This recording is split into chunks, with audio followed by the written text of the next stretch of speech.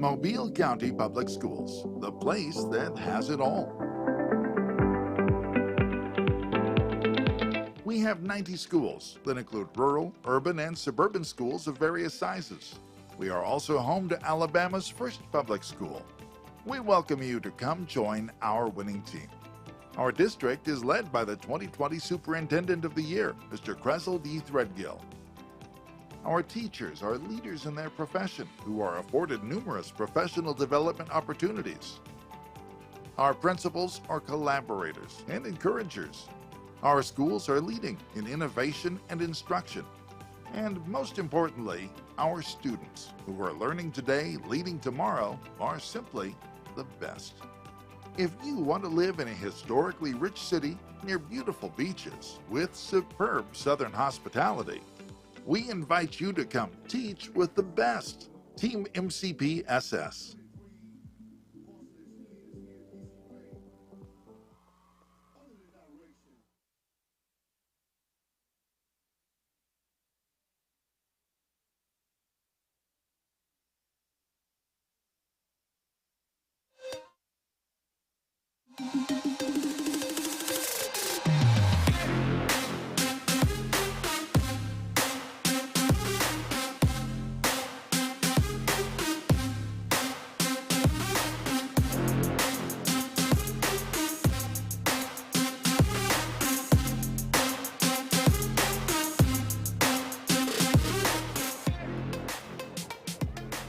Tonight, we are on the dip as Citronelle and BC Reign prepare to meet in an important region game. Both teams are 3-2 overall and 1-2 in region play. So when I say this game is huge, I really mean it. We're about to go live inside the battlefield at Ben Glover Stadium for the MCPSS High School Football Game of the Week.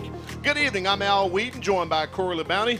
I'm glad you're with us. Corey, in golf, Saturday is referred to as moving day. That's when golfers try to play one of their best rounds to position themselves for a win on Sunday. So tonight, I'm going to call it Freedom Friday. Whoever gets the win tonight, they're going to free up some space in region play. Well, it's all about taking care of business that's at hand for both of these coaches. You have a first-year coach in Jason Rao, who is a Citronelle graduate, who is looking to bring back that Citronelle Wildcat pride. And he wants to lock the gates, Al. That's their mantra. And the way you do that is to keep Citronelle guys in Citronelle.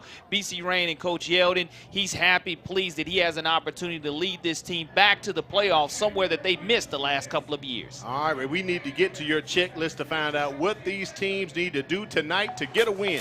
BC Reign must put a collar on the Wildcats. And what do I mean by that? They must tackle extremely well. They have to protect the quarterback, and the quarterback's going to be Amari Yeldon, so he's a playmaker, but they must protect him.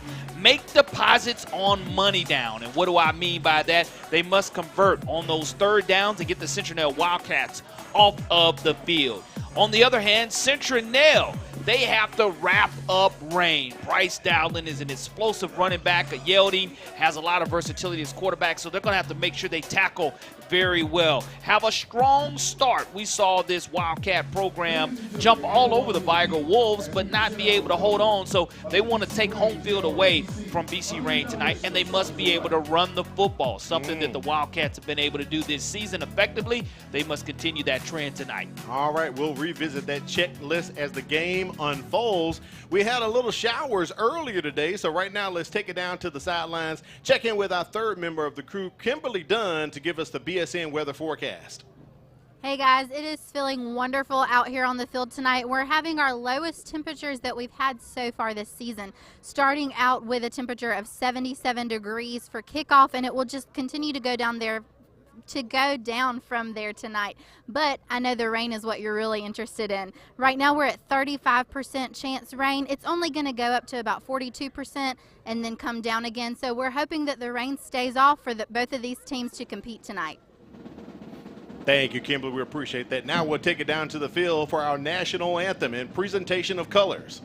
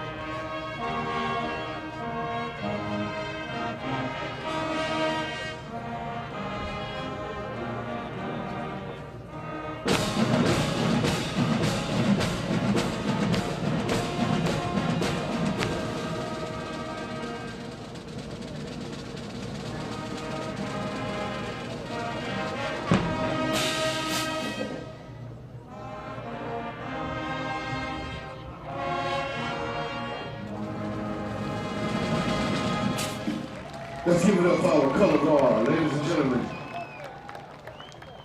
Our national anthem performed by the BC Rain Red Raiders marching band. Corey, it's time to get into the nuts and bolts of the game. Let's find out who are the threaded fasteners impact players for tonight. Well, when you look at the home team, the BC Rain Red Raiders, it's going to start with number 0, Ashton Wright. He's a senior defensive lineman that is verbally committed to Louisiana Lafayette. This young man is a space filler and a disruptor. The running back, the human bowling ball, Bryce Dowdland. He's now a senior. This young man has very low pad levels, will absolutely bowl a strike and run over you if you're not ready to wrap him up and tackle.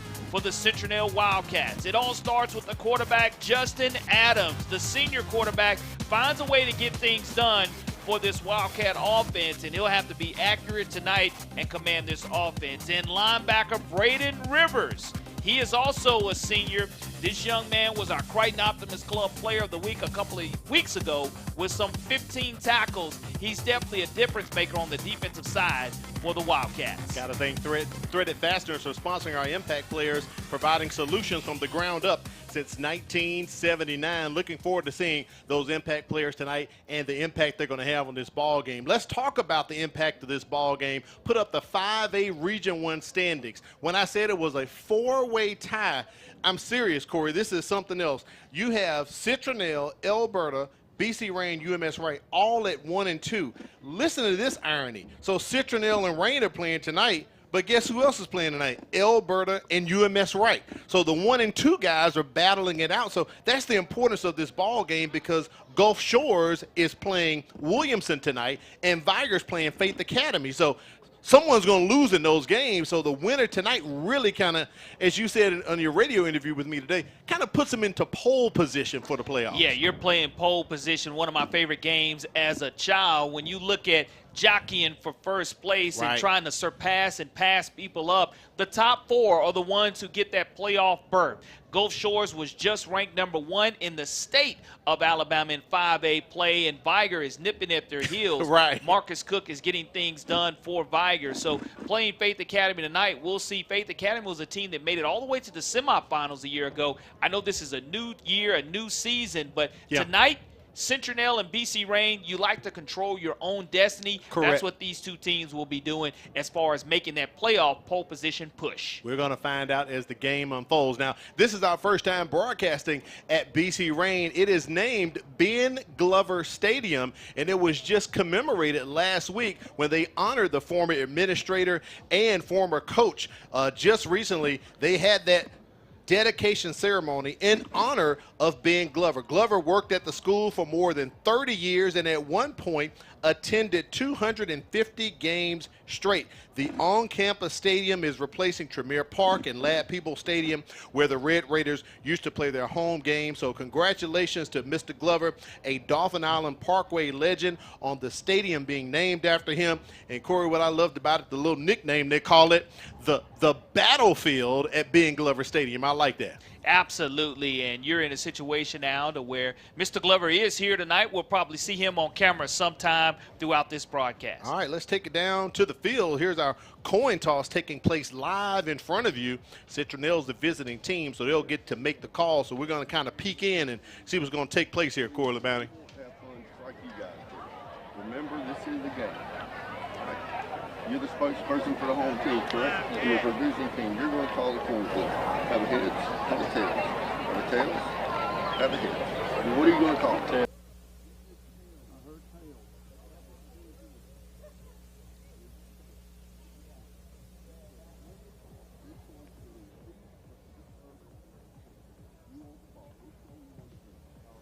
Put your back straight goal, white slide around and face gray. Visitors will receive. Gentlemen, shake hands. Good luck to both teams. All right, there it is, Corey. Citronelle won the toss, and they're going to get the ball first. We're going to take a break and come back with that kickoff right here from the battlefield at Ben Glover Stadium. It's Citronelle versus BC Rain. High school students, are you looking for a way to become a better leader? Then the Junior Officers Training Corps may be what you're seeking. If If you would like to develop self-reliance, learn ways to be more responsible, and improve your communication skills, you can do that and more when you register for the Junior Officers Training Corps. The JROTC program is available to all high school students in Mobile County. JROTC, we build a better you. At Mobile County Public Schools, we believe it starts with us. That's why we offer Signature Academies. I'm Tracy Train, and I'm in the Healthcare and Dental Academy at Theodore High School. In the Dental Academy, I'm working alongside dental professionals getting hands-on training from those already working in the industry. Shadowing them on the job makes me want to work even harder because now I know what I want to be. Signature Academies are open to all students in Mobile County Public High Schools. To find out more, visit MCPSS.com. A teacher is one of the biggest investors in a community. They impact the lives of those we value the most. Teachers share knowledge which helps shape and mold our future leaders. Teachers show direction and help build a sense of purpose. Are you ready to make a change? For more information on teaching opportunities, teacher incentives, or to apply with the Mobile County Public Schools, log on to www.mcpss.com.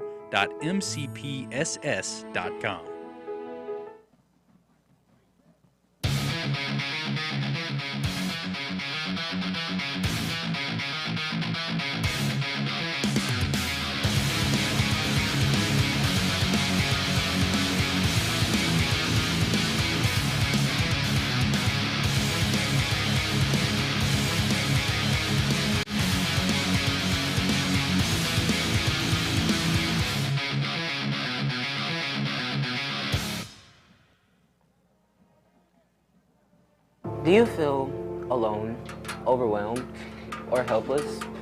There's hope. There's hope. Call or text 988. You don't have to face your crisis alone. If you need a safe space to talk with a trusted adult for support, reach out to your school counselor. Do you need help to make it through everyday struggles? Do you need someone to talk to? Call or text 988. Your social emotional wellness is worth it. Remember, there's hope, there's help. We are ready for kickoff here. Citronelle versus BC Rain, a big 5A Region 1 contest. We appreciate you joining in with us. Eli Owens and Jarius Benjamin back to receive this kickoff from Joel Hernandez of BC Rain. And Corey, as you like to say, we're seconds away from toe meeting leather. And Joel Hernandez, feel like we've been calling his name for a long time, but this Citronelle Wildcat crowd has come out and continues to file in, and we'll see if they're able to get off to that fast start tonight, which is going to be critical in determining how they play an entire 4 quarters of football. How you start is how you want to finish if you're Citronelle. As I said at the top of the broadcast, both teams are 3-2 overall, 1-2 in region play, and their records literally mimic each other. They won the first game, lost the next 2, and they're both on a 2-game winning streak. As Benjamin's going to fill this near the 17-yard line as he is taken out of bounds near the 30 of 31.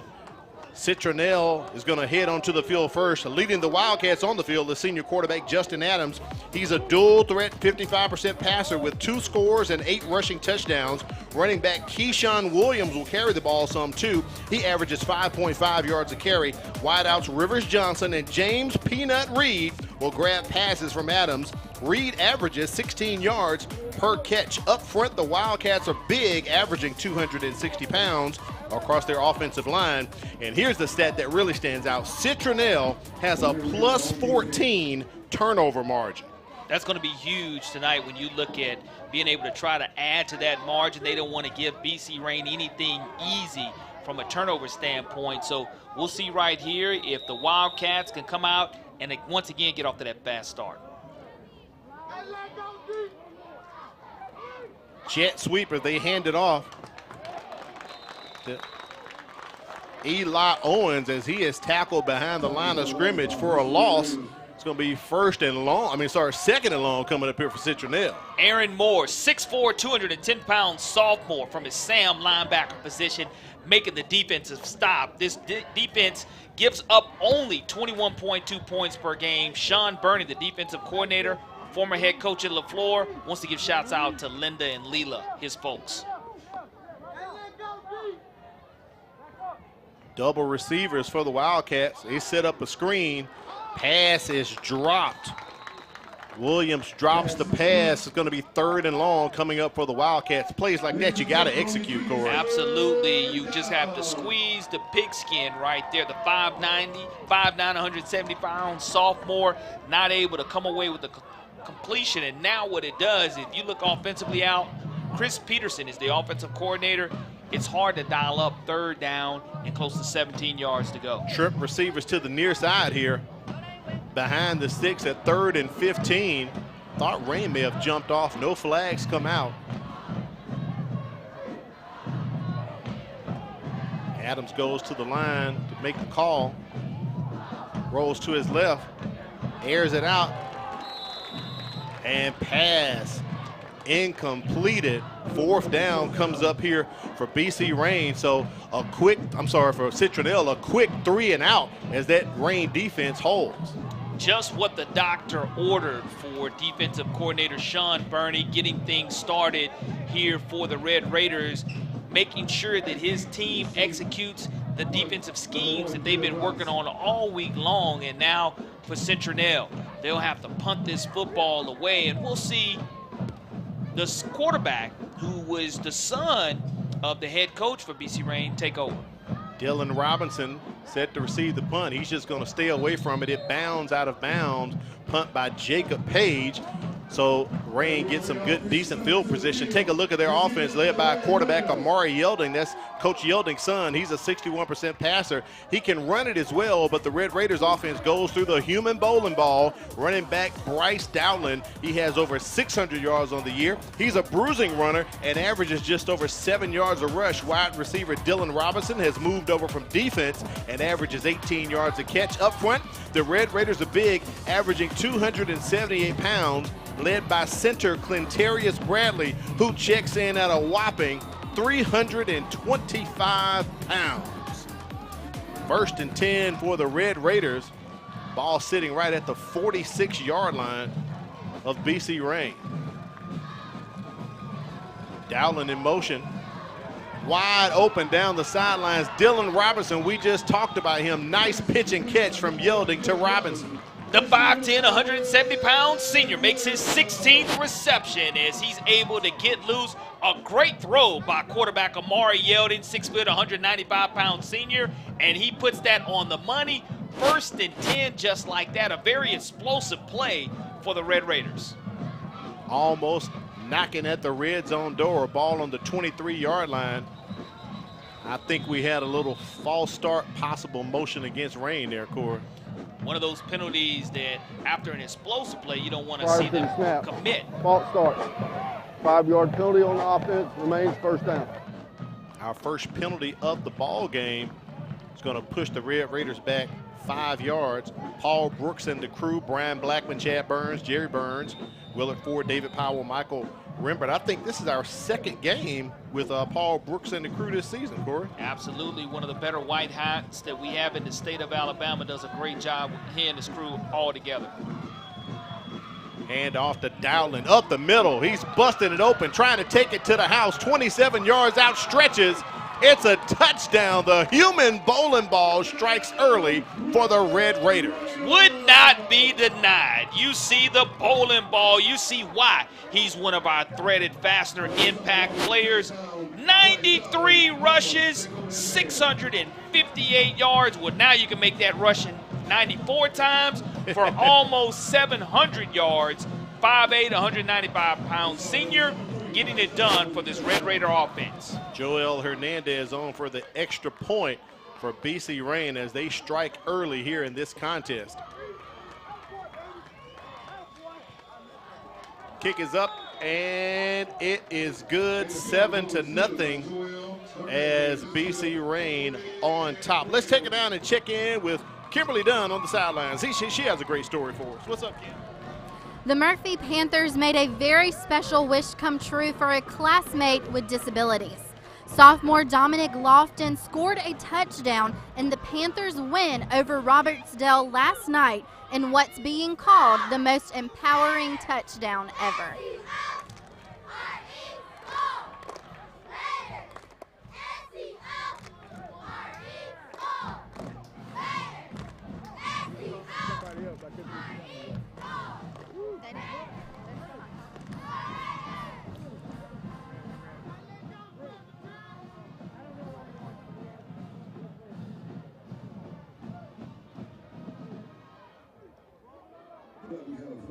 please.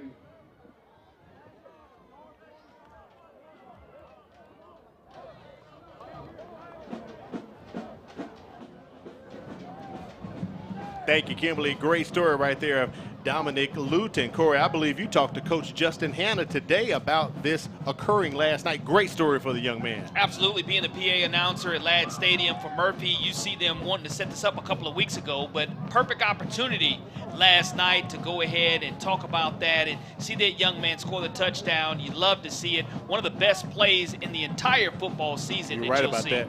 A post-penalty post-penalty happened against Citronelle, so BC Rain were able to push that ball up and kick off from the 45-yard line. Take a look at that scoring drive as more flags come in from Paul Brooks and the crew.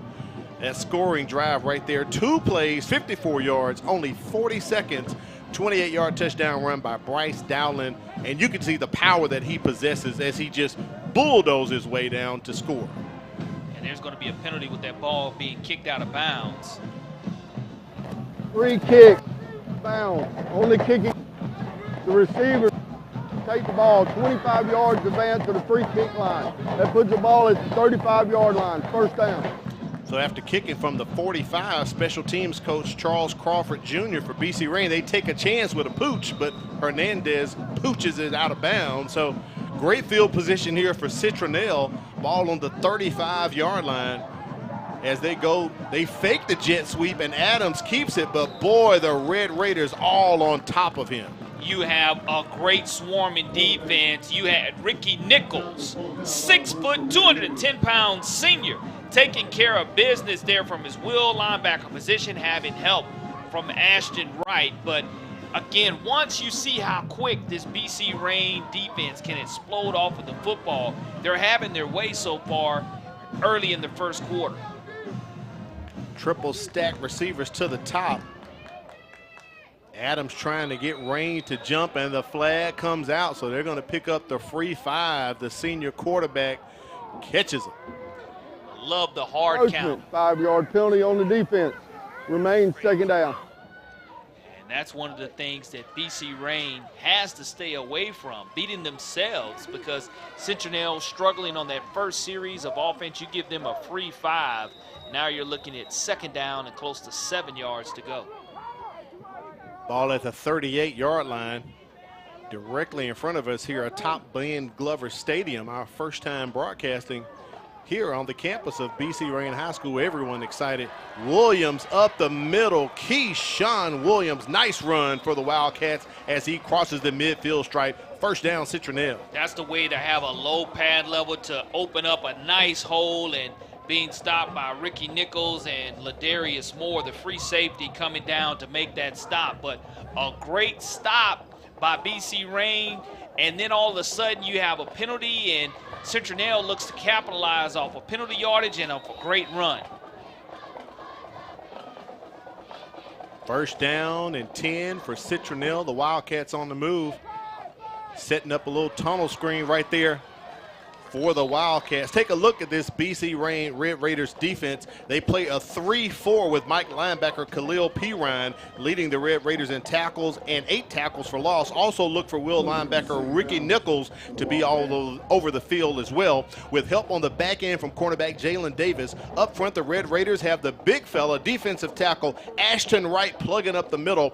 This defensive line averages 253 pounds, and the defense has 13 takeaways this season, 8 fumble recoveries and 5 interceptions for the Red Raiders. Second down for Citronelle. Williams brought down right there at the line of scrimmage. We just talked about this defense, Corey. Gobbled up by our threaded fastener defensive player to watch out for. The Lafayette commit, 6'4", 270-pound senior, makes his 7th tackle for loss, his 21st tackle overall. Ashton Wright taking care of business, and now you're at third down and 9 yards to go for Citronelle. BC Rain just needs to make sure they don't commit a penalty and don't let anything get behind them defensively. Eli Owens in the backfield offset. I'm sorry, that's Keyshawn Williams offset from Adams. Adams going for the quick slant, completes the pass, gets it out to Rivers Johnson. He's going to be close to the first down marker. Let's see where they spot this ball at. Well, it looks like he is going to have that first down. Rivers Johnson makes his 11th reception, now has 135 yards receiving, the 5'9", 150-pound senior. And too much cushion given by the corners there. Great job of recognition by Adams, delivering that football on time and on schedule. Ball placed at the 38-yard line of BC Rain, so it is 1st and 10. The Wildcats keep the drive alive after a big 3rd and 9 play right there. Adams fakes the toss, goes behind his right guard, picks up a couple, maybe 2 or 3. They're going to place him right there at the 35-yard line. 2nd down coming up for Citronelle. Khalil Pirine, middle linebacker, 5'8", 205-pound junior, was our Crichton Optimus Club Player of the Week this past week. This young man has a star in his helmet for a reason, because he's a tackling machine in that linebacker position for the Red Raiders. Going to call it 2nd and 5 with that run right there by Adams. They fake the jet sweep, go with the counter to Keyshawn Williams. He runs into one of his own blockers. Look at Williams picking his spots as he gets near the red zone, goes out of bounds at the 21-yard line. Nice run right there by Keyshawn Williams. This young 5'9", 170-pound sophomore has over 310 rushing yards on the season, and you see him being able to bounce out, cleaned up by Khalil Pirine on the sidelines. But a great job so far of Citronelle extending this drive that started on that penalty early, Al. And now what you want to do is you shrink the play calling ability from an offensive play calling standpoint, knocking on the red zone. You want to make sure that you continue to do what you do well, which is run the football on early downs. This drive started at Citronelle's 35-yard line. Now they're up to the 21, knocking on the door of the red zone. Adams with the quick throw, completes it, gets it out to Landon Snow. Snow is the backup quarterback for the Wildcats, but nice grab right there by him, picks up 4 or 5. 6'3", 190-pound senior with that reception, and we are going to have some type of an official timeout on the far sidelines. I don't know if it's an equipment issue or what. I saw Paul Brooks motioning to stop the clock, and he's getting ready to chop it back in here Right. momentarily. And the players never left the field of play, so we'll continue on. Looks to be about 2nd, and we'll call it 6 coming up here for Citronelle.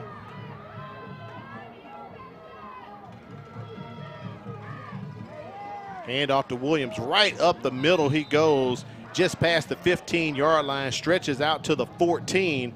It's going to be 3rd and short coming up for Citronelle, as Coach Jason Rowell and his crew got to decide what they're going to do. Is this 4-down territory, or will they have to kick a field goal? Let's find out. I think right here, if you're able to gain at least 3 more yards, it'll be 4-down territory for the Wildcats. And you've been able to get good push on this drive up front by this offensive line. Ball sitting squarely on the 15-yard line. 3rd and 4 coming up here for the Wildcats. Adams with the keeper, takes it out the belly of Williams as he dives over the 10-yard line. So that's a 1st down for Justin Adams and the Citronelle Wildcats. The drive is still alive. And that's important. You keep it alive. 4-down territory for sure. And you look for the Red Raiders.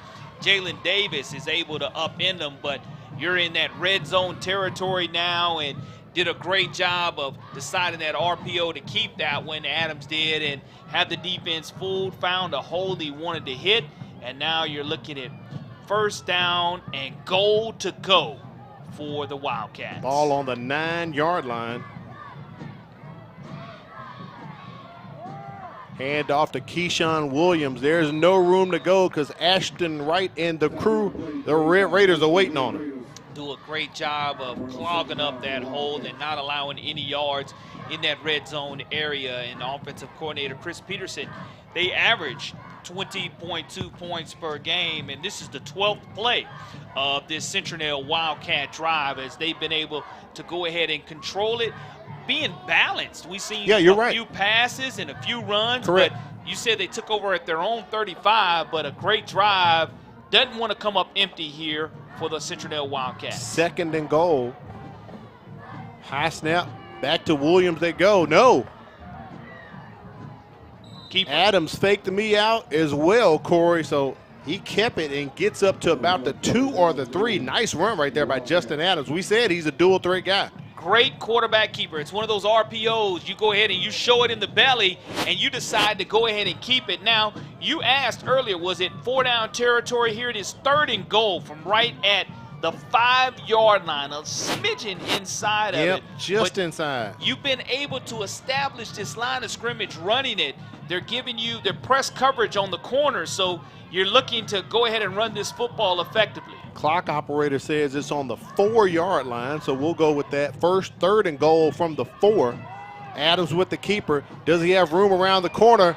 And he gets in. Justin Adams with the 4-yard score as Citronelle wraps up that. That was a nice drive, Corey. 14-play drive that equated in 6. And when they were in 3rd and long, they didn't panic.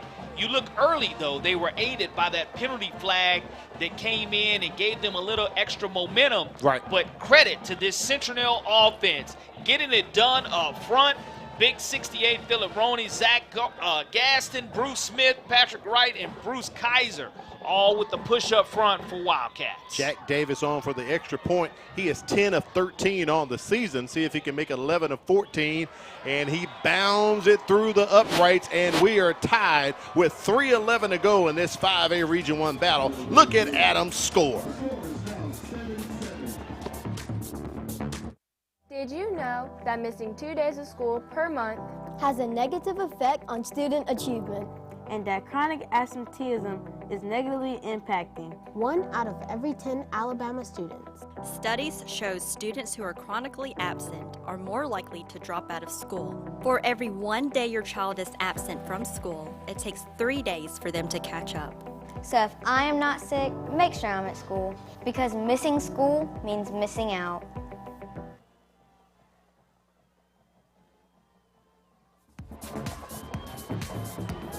We welcome you back to the battlefield at Ben Glover Stadium here on the Dip.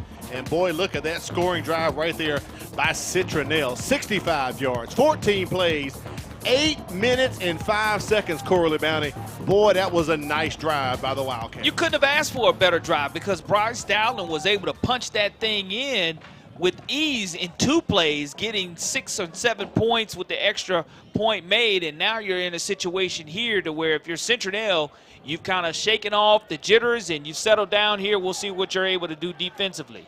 First time BC Rain with a kickoff return here in the first half.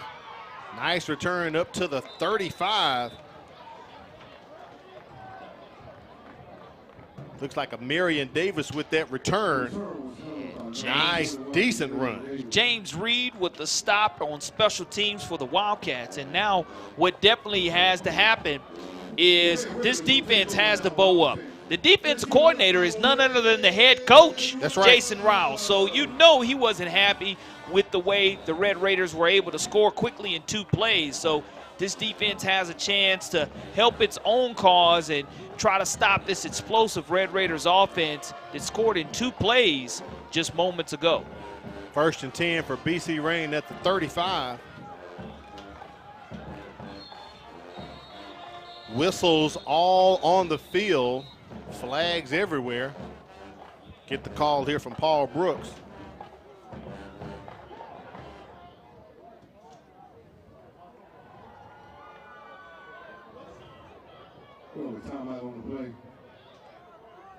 So a timeout has been called. Timeout called by Citronelle. So while we have a break,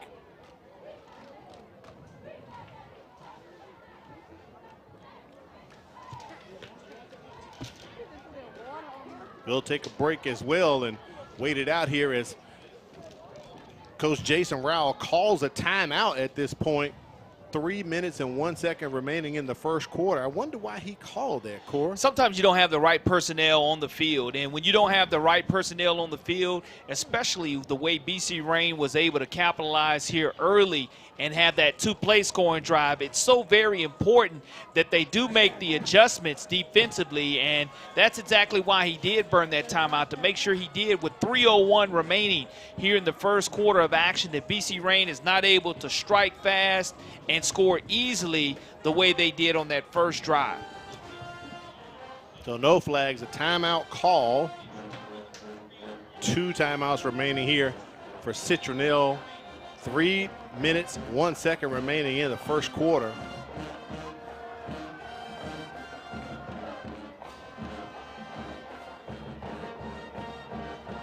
Triple receivers to the top for the Red Raiders.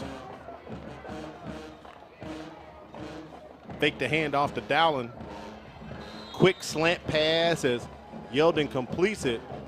Gets it out to his receiver, Julius Rogers. Great job by Julius Rogers catching his 13th reception. The 5'10", 170-pound sophomore is able to reel that in, and it's great yardage that is gained, 7 as a matter of fact. 2nd and 3 upcoming for BC Rain. Great job on first down converting for Amari Yeldon. Yeah, he just went and sat right there on that slant, right in the pocket, in the flat, and Yeldon hit him.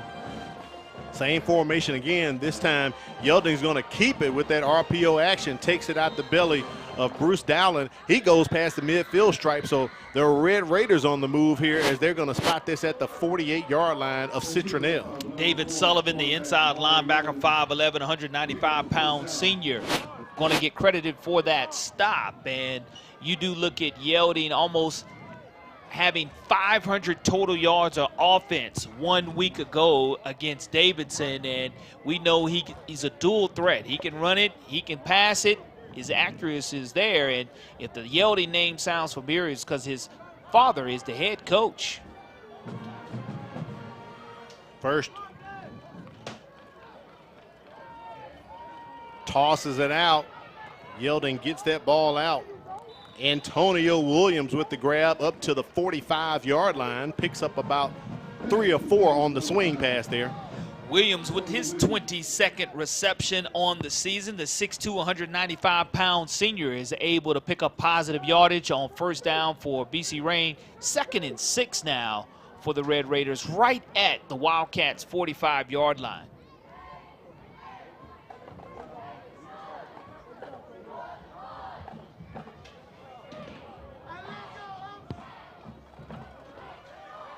Approaching 1 minute left in the first quarter.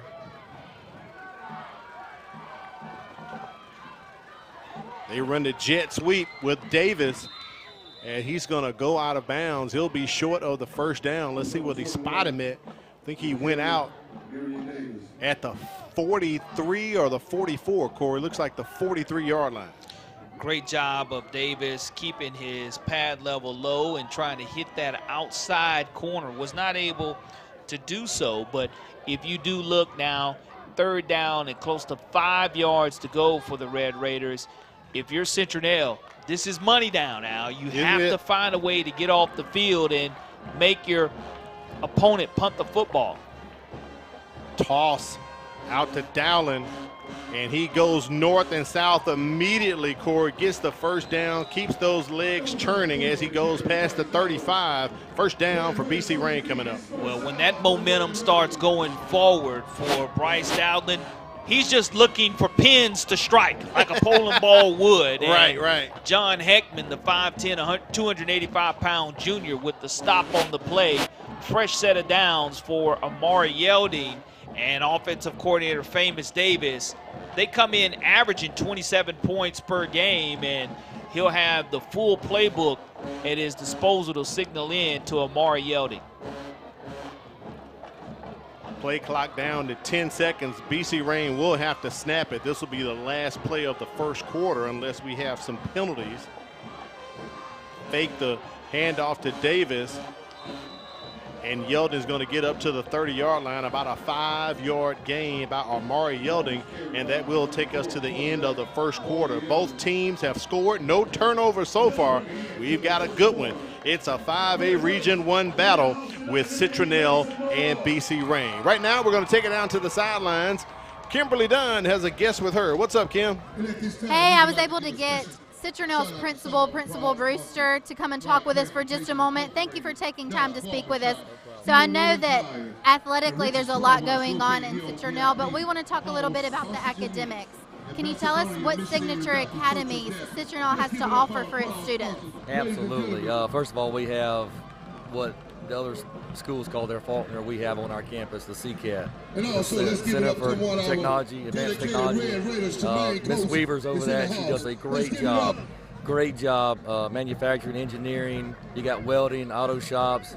Miss Craig, our specialist, is awesome. She gets them ready for the workforce. It's a lot going on. We're proud of what we have up there in Citronelle, and it's an exciting time. It really is. It really is. I know that Citronelle has a lot of partnerships with big companies setting these students up for success in their future. Can you talk a little bit about some of those partnerships? Absolutely. College and career ready. That's what we have to get them. We talk about it every day. You've got all them plants on 43. They come in, we partner with them. They do a great job with us. The kids get excited, and when they graduate, they know what they're going to do. And that's huge. That's huge. They have a plan after school, and that's what we're shooting for. I know that those opportunities really allow your students to have a job as soon as they get out of high school. Can you talk a little bit about where parents and students can get that information if they want to join your school and learn about those programs? Absolutely. We have an open house Tuesday. So that's perfect. It's going to be held in CCAT. We're going to show everything off. We're going to feed them. We've got food and drinks. Miss Weaver's getting everything together. So come out, come see us. We're going to open it up in the CCAT building Tuesday night. I think it's 6, maybe 5 or 6. I'll double check. All right. Well, thank you so much, Principal Brewer. Nice to meet you, and best of luck to you and your team. Thank you. I like that baseball jersey Principal Brewer has on, Corey. He look pretty stylish. He could come down to the tailgate tomorrow for the Gulf Coast Challenge. Let me tell you something about Coach. He is now the principal, and in our days, I've seen him work his way up the ladder. He's passionate about his kids, passionate, and can coach all sports and loves the Citronelle community. Yelding has time, trying to weave his way out, and throws it out of bounds. We don't see any flags for grounding, so he must have been outside of the pocket. That'll take BC Rain to second down. Well, I will say this, with them wanting that penalty flag, if the ball would not have gone past the line of scrimmage, then you're possibly looking at a situation to where you could go ahead and throw it. First quarter stats right there in front of you. It's pretty much balanced for BC Rain, but look at the rushing right there for Citronelle. 42 yards on that drive they had. It used a lot of it. They possessed the ball twice in the first quarter, Corey. No turnovers and also no penalties. Look at there for the Wildcats tonight. Well, what's more impressive here is the fact that we don't have any turnovers. Here on Money Down, Citronelle is going to try to find a way to get them off the field. And looks like we may have a timeout because okay, that's what they wanted. They didn't get it in time, Al. So that's going to push BC Rain back 5 yards. Move it back to the 35-yard line.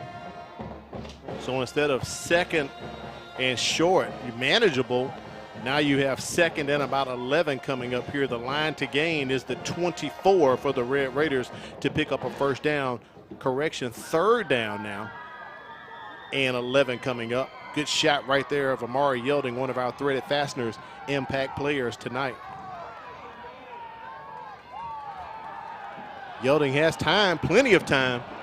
Ball batted down at the line. The Wildcats defense showing up, but there's a flag on the far side between the 35-yard line and the 40-yard line.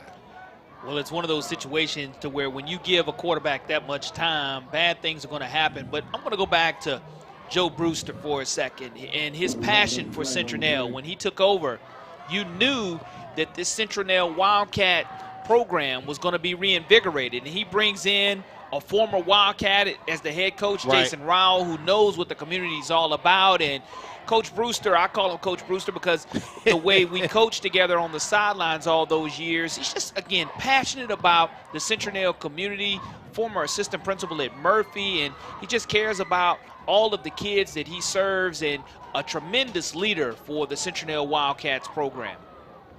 Paul Brooks and the crew walking this one off, a holding call against BC Rain. He'll give us the call right here. Play. Holding, 10-yard penalty from the previous spot. Replay, third down. So the Red Raiders are now at the 45-yard line. Third and about 21 coming up here for the Red Raiders. Kind of shooting themselves in the foot, going backwards. had a decent drive going on. What are they going to do? Offensive coordinator Thamus Davis, what are they going to dial up? Pressure on Yielding, and he is sacked by the Wildcats. First sack tonight for Citronelle.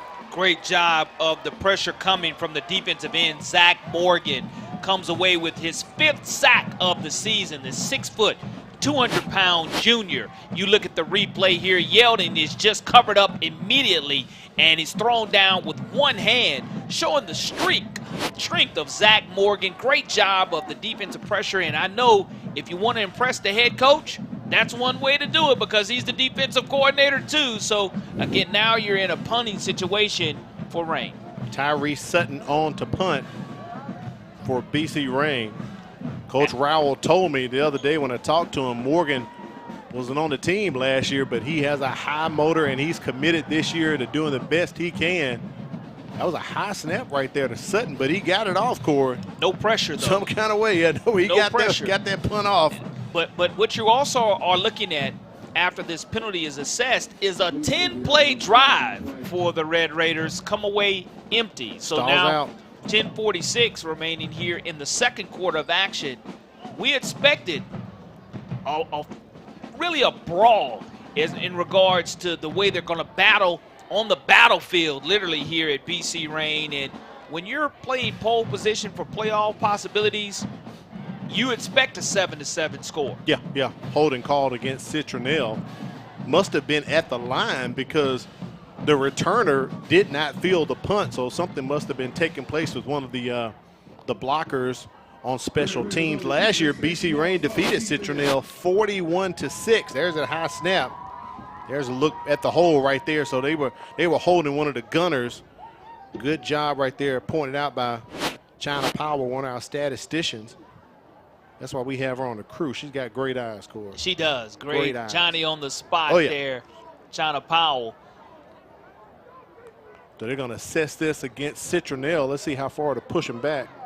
Half the distance looks like there. And now you're looking at taking over right around the 13-yard line. Right. Your own 13-yard line. So you're in a 7-7 game. The last time. Be 10 yards from the end of the kick.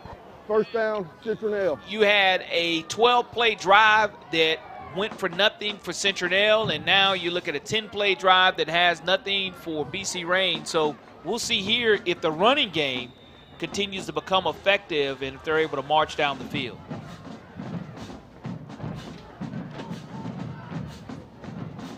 Fake of the toss by Adams. He keeps it up the middle. Picks up a couple. About 5 yards, so nice carry right there by Justin Adams. Second down, we'll call it a long 5 coming up here for the Wildcats. Khalil Pirine again on the stop for the Red Raiders. Number 8 in gray. We'll be calling his name a lot, and I mentioned he does have that star on the back of his helmet representing him being one of the best players in the Mobile County area 1 week ago. Ball at the 17-yard line. Once again, Adams keeps it, fakes out my camera guy. But he may have picked up 2 there as BC Rain was all on top of him. It's going to take the Wildcats to 3rd down. Well, guess who was right on top of him? Number 8, Khalil Pirine, once again, folks. And had a chance to talk with him at the Crichton Optimist Club award luncheon on Wednesday, and this young man just loves football. He said he was going to ball out tonight for his team, and back-to-back tackles him, 3rd and long, money down. 1 yard pickup by Adams there. Ball spotted at the 18-yard line as they look to the sidelines to get the call from OC Chris Peterson and the crew. Play clock at 5 seconds. They need to get the snap off before a delay of game is issued. May have had a man in motion there. Set up a little screen to Landon Snow. Let's see where they mark Snow at.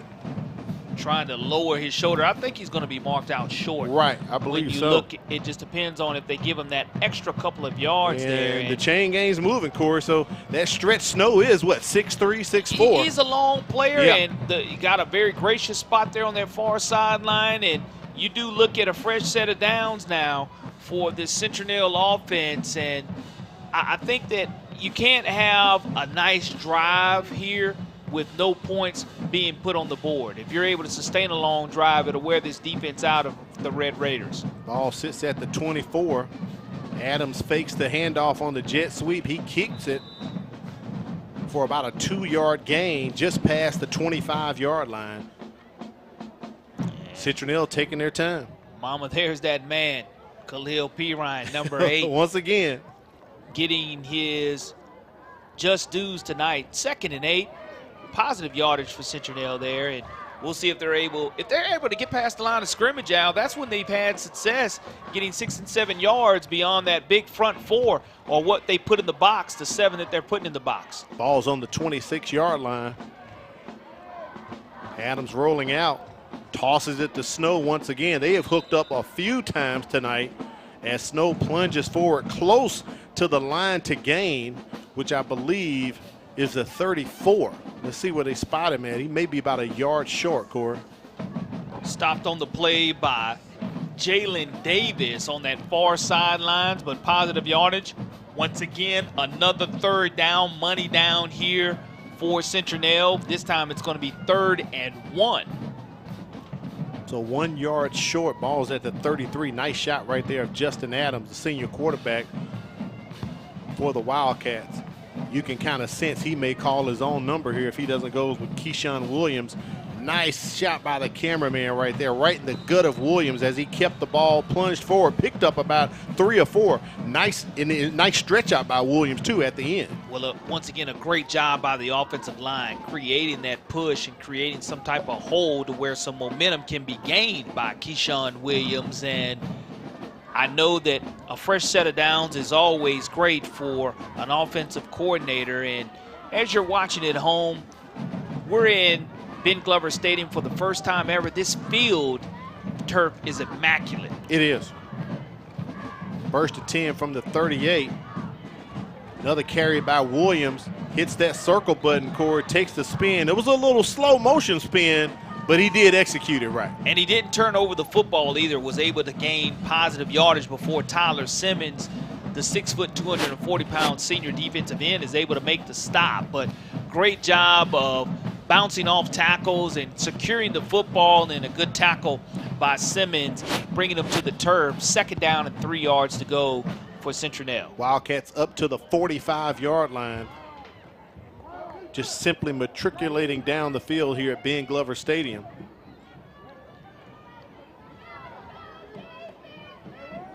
Adams going to keep it. No, he's going to throw it. Pass incomplete. Threw it into the ground. It's going to bring up 3rd down. Try to connect with James Peanut Reed.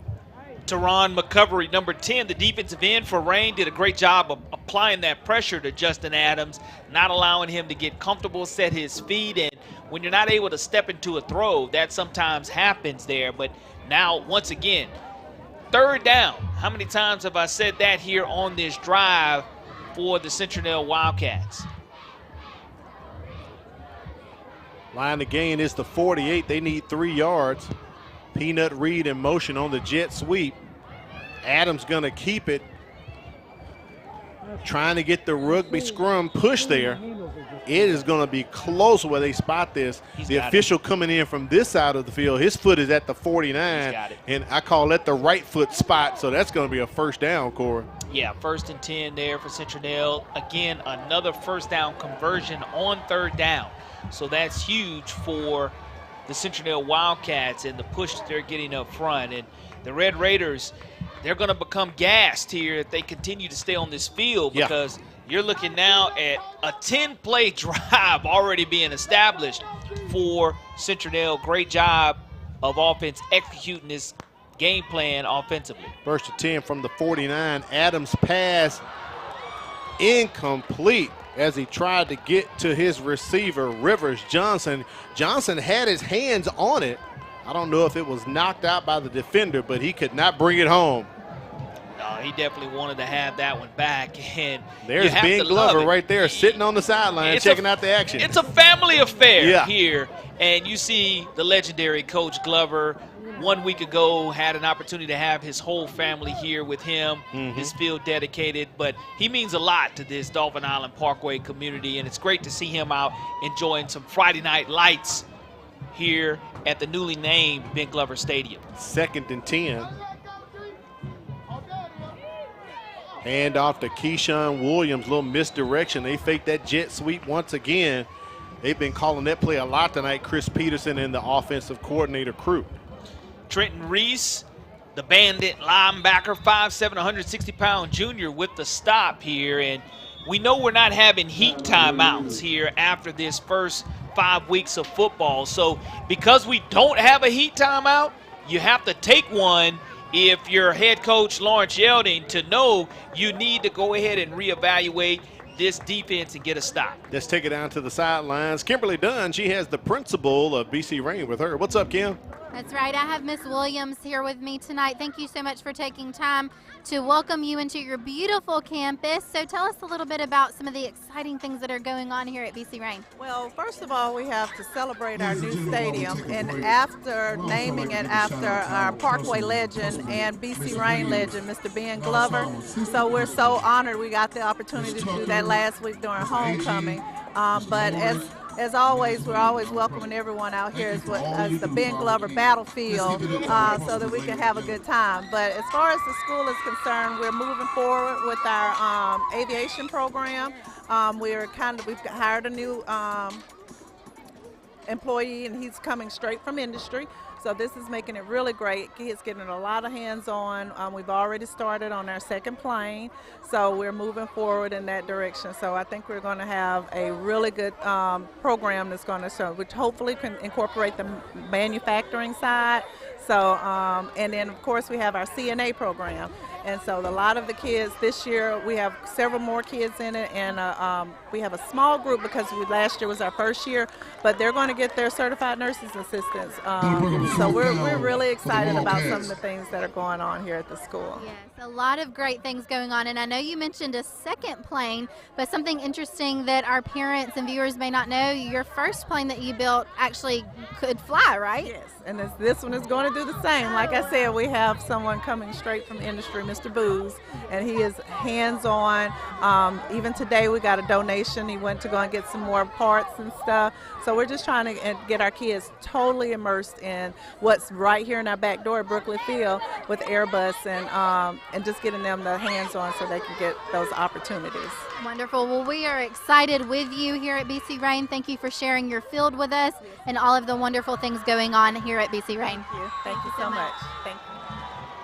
Thanks for that interview, Kimberly. During the interview, it went to 4th down. Citronelle with the 4th down conversion. Justin Adams converts and picks up another first down. But I got to shout out Principal Williams with the game day earrings, Corey. She's zooted up and booted up, man. And she's ready to show her Red Raider spirit. And once again, you look at the amount of time that this defense, hands on hips, the front three are, and you'll start to see that take a toll as the time of possession has totally been in control of the Citronelle Wildcats here in the second quarter of action. That timeout was taken by BC Rain. Adams trying to go over the top. Pass incomplete. Could not connect with his big receiver down the field.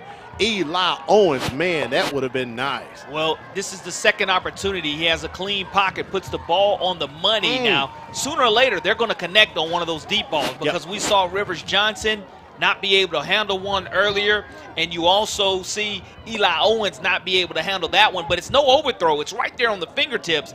The 15th play of the drive that was just sent there by Citronelle, and you look at the time of possession in this quarter, have really dominated and not rushing to run any offense, trying to get this Red Raider team gassed. And keep in mind, this is Citronelle's only possession of this quarter so far. They toss it out to Keyshawn Williams. He picks up a couple as he nears the 35-yard line. You're not going to find a faster laterally running linebacker than Ricky Nichols. He's like a heat-seeking missile when you're sideline to sideline. The 6', 210-pound senior sought out the runner, was able to go ahead and make that stop. Great job. Another third down opportunity here for Citronelle as they're coming up on close to 18 plays being run on this drive. Thank you. double stack trip receivers to the top. 3rd and 7, and it looks like Rain fell for it, jumping across the line. Sorry for the young man right there. Oh, Aaron Moore, I know he's hating it. Encroachment, 5-yard penalty on the defense, remains 3rd down. That hard count got him. That's why you watch the ball instead of the inflection, the voice inflection, and a great job the second time tonight.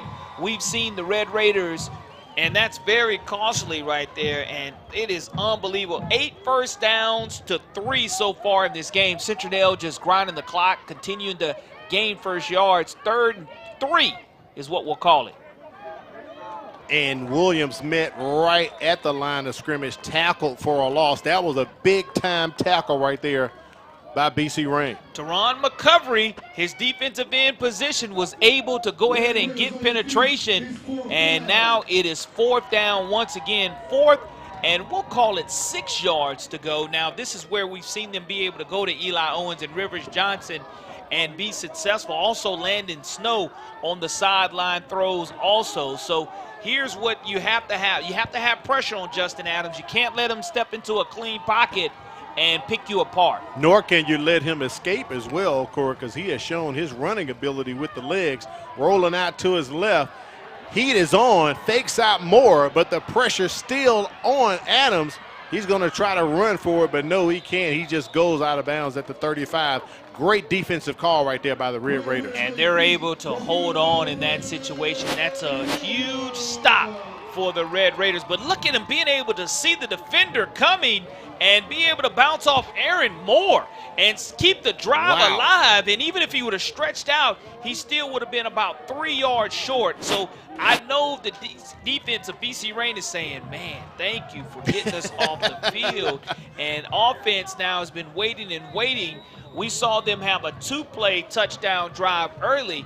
Bryce Dowlin's going to have fresh legs on this drive. 1st and 10 from the 35 for BC Rain. And we have whistles on the field. Paul Brooks and the crew. Let's see what the call is going to be. Prior to the snap, false start. 5-yard penalty on the offense. That is not what you want right there. So that's going to push them back 5 yards to the 30.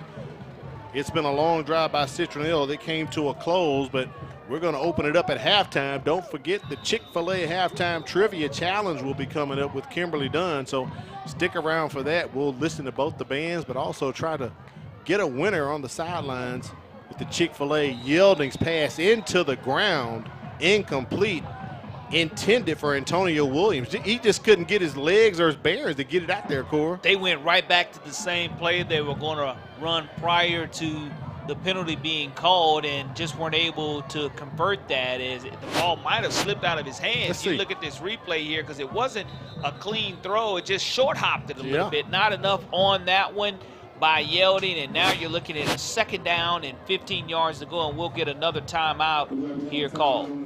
I believe timeout called by BC Rain. They're down to 1 timeout, so we'll take a break right here. 2 minutes remaining in the first half. We're knotted up 7-7 in this 5A Region 1 showdown. 2 days of school per month has a negative effect on student achievement. And that chronic absenteeism is negatively impacting 1 out of every 10 Alabama students. Studies show students who are chronically absent are more likely to drop out of school. For every 1 day your child is absent from school, it takes 3 days for them to catch up. So if I am not sick, make sure I'm at school, because missing school means missing out. Low snap to Yelding, but he does complete the pass to Bryce Dowling. But Dowling's going to be short of the first down, and a late flag comes up. I wonder if that's a hit out of bounds where it was thrown right near the sideline. No hit out of bounds. Unsportsmanlike's going to be called on Citronelle. The big D lineman was standing right there. So if it is unsportsmanlike, it's going to be called on 97, Fabian Everhart, if that's going to be the call. And that's exactly where it's thrown, because you look at the play, not necessarily a late hit out of bounds, but you look at where and how it was thrown right there on 97. So good clean hit right there before he went out of bounds, but I'm looking at Personal unsportsmanlike. foul. Late hit out of bounds. 97. To the end of the run. Results in a down. So a late hit out of bounds, the I free don't buy that. 15. I don't like that call there, Al. Reason being, your momentum, you're trying to hit him low. If you would have went ahead and hit him in the white, he took off and launched and gave up his body prior to him getting into the white. A free 15 for Rain. We'll see if they're able to capitalize. That puts them at the 45-yard line of Citronelle. Look at Bryce Dowling shaking and baking as he gets up to the 31-yard line of Citronelle. Nice run by Bryce Dowling. Stopped by David Sullivan, the 5'11", 195-pound senior on the stop. Again, your fresh set of downs, moving the sticks. And before we went to the timeout, 2 minutes was on the clock. 2:11 got put back on the clock. Coach Yeldon and the crew playing a little up-tempo. Yeldon trying to toss it, does have a man downfield. That's going to be, is he out at the 1? Yes, right at the 1-yard line. Antonio Williams tried to stretch it out, couldn't. Just a flick of the wrist from Yeldon right there and just found him wide open downfield. Look how he climbs the ladder, climbs the pocket, steps up, and he short hopped that other throw, did not short hop this one, puts this one on the money to Antonio Williams. You have a big back there in the backfield you can give it to. And who do you give it to? Bryce Dowling stretches out. That's going to be a 1-yard score from Dowling. And just like that, in 2 plays coming out of the timeout, BC Rain has scored. Well, you have a nice drive established. Earlier, BC Rain scored on 2 plays. Yep. That one didn't take, you double that up to 4. So you've had, you look at 14 possible total points off of 4 plays, no time on the field, but now you left time for the Wildcats to have an opportunity. We'll see if they're able to catch this ball here. Joel Hernandez trying to add on point number 14. Extra point is up and good, and just like that, after that long Citronelle drive, it takes BC Rain a couple plays, and they're back in the lead, 14-7. It's your time, it's your season, and you are made for more. More confidence, more style, and more bling. The Genuine Bling is here to deliver you more bling and more fashion. With new styles added daily, you can shop anytime and look fabulous. Join me, Charmaine Watson, on the $5 Frenzy every Sunday, Monday, Tuesday, and Thursday at 7 p.m. on Facebook Live. It's cute, it's fabulous, it's fashionable, it's $5, it's paparazzi. We welcome you back to the battlefield at Ben Glover Stadium. BC Rain on top 14-7. Good shot right there of Joel Hernandez, the little fella with the big leg, Corey. We said he's probably 150 pounds soaking wet, but you go back and you look at that penalty, cost him 15 yards. Rain able to capitalize off of that personal foul that was called against Citronelle. And we have flags and whistles at the kick, so Paul Brooks and the crew have been busy tonight, man. The kick by the kicking team, 5-yard penalty, re-kick. So the Red Raiders will have to do a re-kick, so they'll put it at the 35 this time for Hernandez and the crew. Back waiting for the kick for Citronelle. Eli Owens and Jarris Benjamin.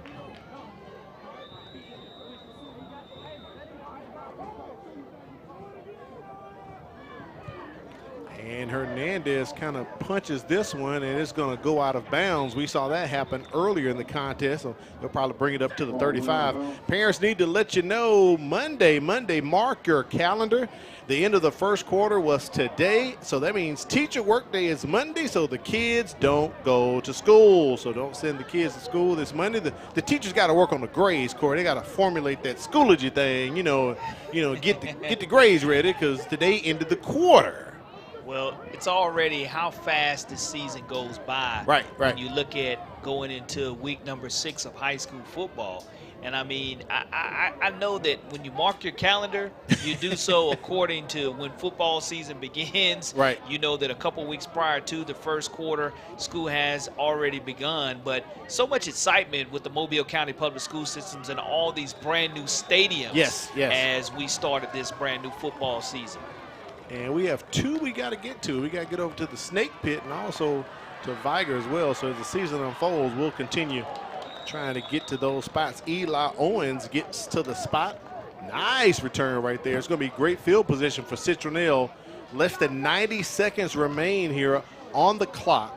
We know they can do some long, matriculated, deliberate drives, but you want to get points on the board here. And keep in mind, BC Rain is going to get the ball in the second half. Citronelle won the toss, and they took the ball. You're able to throw to your big receivers right here, but if you're defensive coordinator for the Red Raiders, Sean Burney, you're telling your guys, look, don't let anything get behind you here. We'll make them go ahead and catch some type of short out-of-bounds slant routes, and we'll see if they're able to utilize these 2 timeouts that they have remaining for the Wildcats. Ball at the 35-yard line of Citronelle. They're setting up a screen. They toss it out. Going to be close to a first down. I believe that will be enough. Rivers Johnson's with the reception, and the chain gang's on the move. And what you have to do is to make sure that you're ready to play. You run all these plays in practice, getting your 2-minute drill prepared and ready, and everything toward the sidelines or out of bounds, because if you have in the middle of the field, it's going to steady run the clock. 10-yard reception to Johnson. They're going deep. No flags. Did see some contact. JoJo Bird, the intended receiver, our first time calling his name tonight. He's got the height. Ball may have been a bit underthrown, so it'll be second down. Take a look at the throw here from Adams. Yeah, it was a great throw. I mean, everything has been within fingertip grasp by these wide receivers here in the first half. Just haven't been able to haul off that big explosive catch, with the exception of one in the first quarter. So we'll see if the Wildcats are able to connect in the second half. Very similar to what we saw 1 week ago when Dothan was able to capitalize off some passes in the second half. 2nd and 10, 69 seconds remain here in the first half. Adams has all day. He drives a bullet. And incomplete. Landon Snow, the intended target. We've called his name a few times tonight, so it's going to be 3rd and 10 coming up here for the Wildcats. Definitely 4-down territory right here. You want to get some points. And you have no problem here giving up the intermediate route, because you just don't want anything to get behind you. That's the biggest thing, to where if you look to the middle of the field, you do have 2 timeouts remaining that you can call if you are able to make that catch in the middle of the field. Adams has time once again. It's low. Rivers Johnson cannot haul it in. 4th down coming up for the Wildcats. And it looks like they're going to send out the punting unit. I'm sure BC Rain is going to be ready for the fake if there's one. Jacob Page comes out to punt. His 2nd punt tonight. Well, if you're Citronelle, the only bad part about that is BC Rain has scored 14 points off of 6 offensive plays. So they've shown that they don't take long to score at all, and punting it back to them here could be huge. Extremely low snap. No pressure once again, just like the previous punt. Boy, look at that hop. Dylan Robinson puts his hands on it, but the Wildcats can't put their hands on Robinson as they force him out of bounds. A flag comes in near the 35-yard line on the Rain side. Let's see what that call is. And a Rain player is down as well on the far side near the 40. That's Ricky Nichols down for the Red Raiders. As when you look at this opportunity to return it, I love the elusiveness here of Dylan Robinson, making 4 or 5 Wildcats miss in that situation. But if you're the Red Raiders, we'll see here if the offensive coordinator, Famous Davis, decides to take his shot here, or he decides to go ahead and take the 7-point lead into halftime. And they're marching it back against BC Rain, so that call is going to be against the Red Raiders. The penalty yardage has been huge. 2 separate fouls.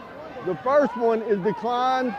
The second block in the back from the spot of the foul, which is the 20-yard line, will go half the distance, be 1st and 10, BC Rain. That's a killer right there. Now you're up 14-7, puts you closer to that goal line. But here, look at what Robinson did. There's a little action taking place. Could have been a foul right there. 1, 2, 3, 4. 4 hands got got on Robinson before they finally got a hold of him. Shows his elusiveness, and here it is. You just take a knee, take this into the half with the 14-7 lead. Definitely the smart thing to do right here for Lawrence Yielding and his coaching crew, as they're going to escape, it looks like, to halftime with a 14-7 lead, Corey. Well, if you're Lawrence Yielding, you have to be tremendously pleased with the way that Bryce Dowland has run the football and the explosiveness so far of your offense in the first half, despite all the penalty yardage. Right. And if you're going into halftime, if you're the flip side of that, Jason Riles saying, look, guys, we've had 10 and 14 play drives that we have not been able to get points off of. So we have to be able to go ahead and score points off of our long drives and capitalize. But a great first half of 5A Region 1 action. Let's take it down to Kimberly Dunn. She's with Coach Lawrence Yielding of BC Rain. Coach Yielding, we started this football game and you said that your team needed to tackle, block, and take care of the football. Do you feel like they've done that so far in this competition? The tackling part, we're struggling with just a little bit. We got to find a way to get out the field. We've had them in several third and long situations where the quarterback, he's a good player. We got to figure out a way to finish plays and to get them off the field. Other than that, we've taken care of the ball.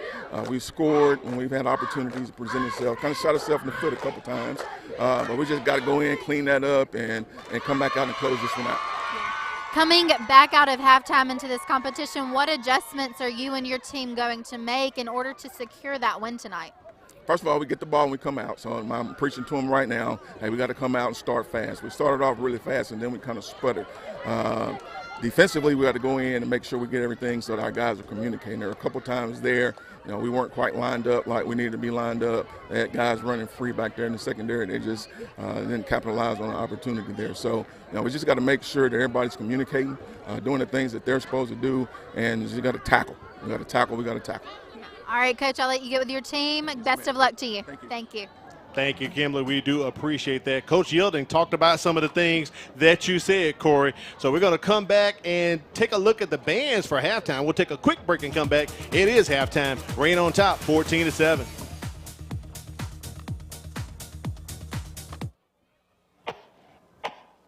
What's the matter, baby? You're not feeling good? School-age children are at a higher risk of getting and spreading germs and viruses. To help protect the spread, students are encouraged to stay home when sick. Parents, it's important for your child to remain at home at least 24 hours after they no longer have a fever of 100 degrees or higher without the use of medications. Please help us maintain a healthy learning environment. Hey Alexa, tell me about Mobile County Public Schools. With 53,000 students in 90 schools, Mobile County Public Schools equips and empowers college and career-ready graduates. Several MCPSS schools are ranked among Alabama's top 10. Yearly, graduating students earned about $110 million in college scholarships and 10,000 career credentials. MCPSS is learning today, leading tomorrow. Does that answer your question? Thank you. You're welcome. Ayla, hi. Oh, hi, Sierra. How are you? Good. How are things? Things couldn't be better. What do you mean? Well, I just started this new job as a school teacher with the Mobile County Public Schools, and it has been a life changer. Great benefits, the hours are great, and great students. Just overall, it's a great opportunity. Oh, wow, that sounds great. Yeah. I'm going to look into that. You should. For more information, visit mcpss.com/job opportunities. Do you feel alone, overwhelmed, or helpless? There's hope. There's hope. Call or text 988. You don't have to face your crisis alone. If you need a safe space to talk with a trusted adult for support, reach out to your school counselor. Do you need help to make it through everyday struggles? Do you need someone to talk to? Call or text 988. Your social emotional wellness is worth it. Remember, there's hope, there's help. It is halftime and time for the bands to perform. Let's take it down and listen to the Citronelle Wildcats.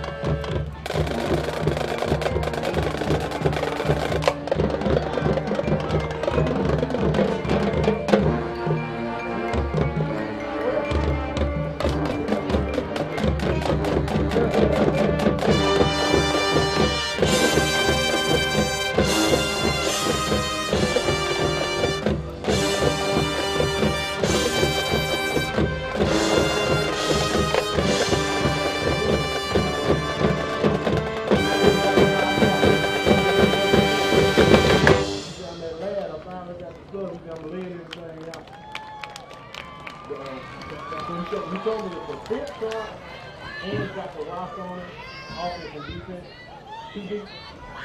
So I told myself, I think I'm going to start to get around walk out. And I'll get this thing. I know they have it. I know they have it.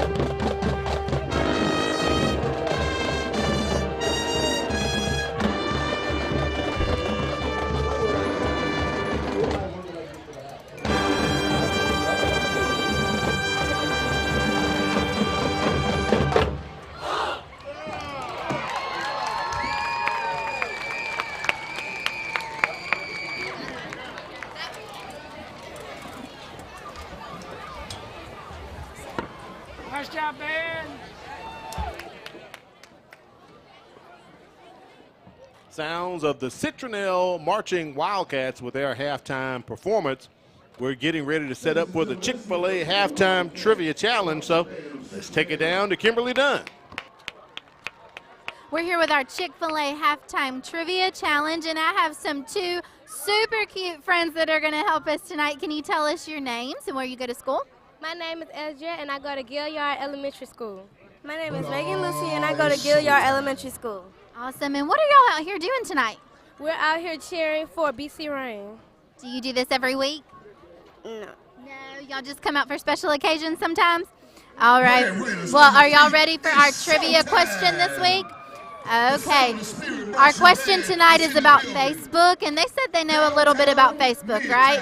And just want to remind our viewers, if you answer our question correctly, you win our Chick-fil-A prize pack that has some Chick-fil-A gift cards and a bunch of other goodies. Are you ready? Here we go. When did Facebook first launch? Was it in 2004, 2006, 2008, or 2010? Y'all think about it just a second. Are you ready? Y'all want to talk to each other and see what the answer is? This evening we're here to show you that it's not the size of the band, but the size of the All right, let's give our answer. 1, 2, 3. 2004. 2004, that is correct. Great job. Y'all are the winner of our prize pack. All right, y'all wave to everybody and say goodnight. I love the excitement. Congratulations to our winners. Let's take it down to the field.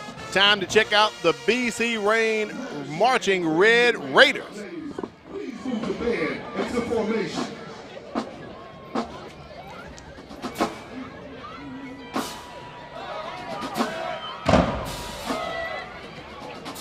Nobody does it better than a Red Raider band.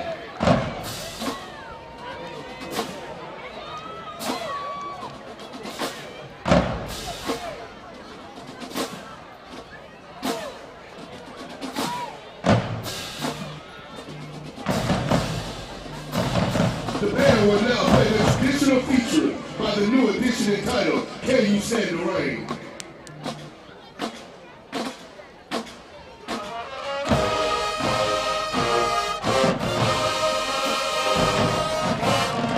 Oh, that's it, Red Raiders. And look at our lovely flag, man.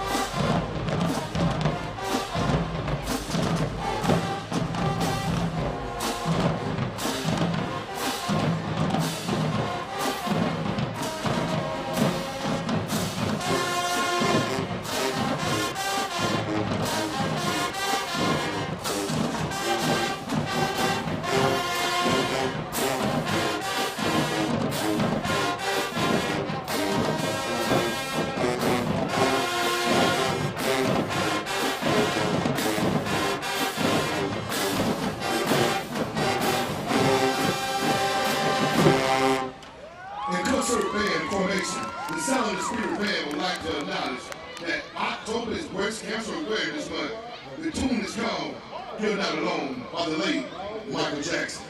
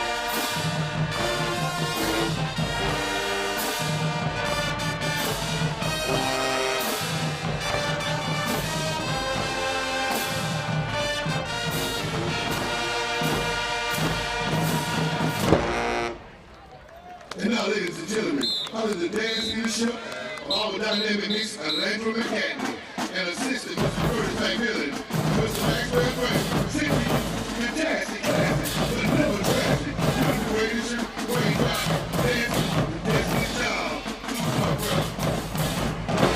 Our captain and co-captain this year is Will Jackson and Robert Brown.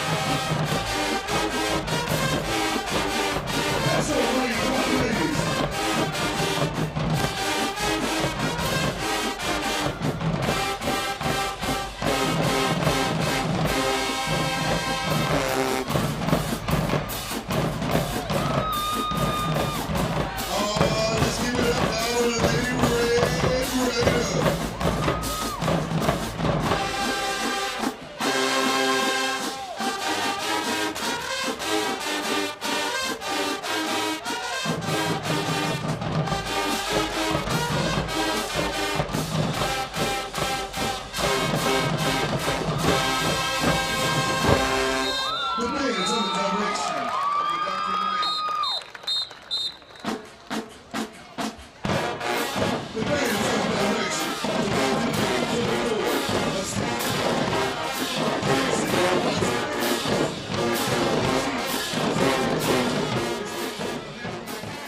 The sound of spirit of the BC Rain High School Marching Red Raiders. We'll take a break and come back with some halftime stats. Also, we'll review Corey's checklist and possibly have a coach interview. You're watching the MCPSS High School Football Game of the Week.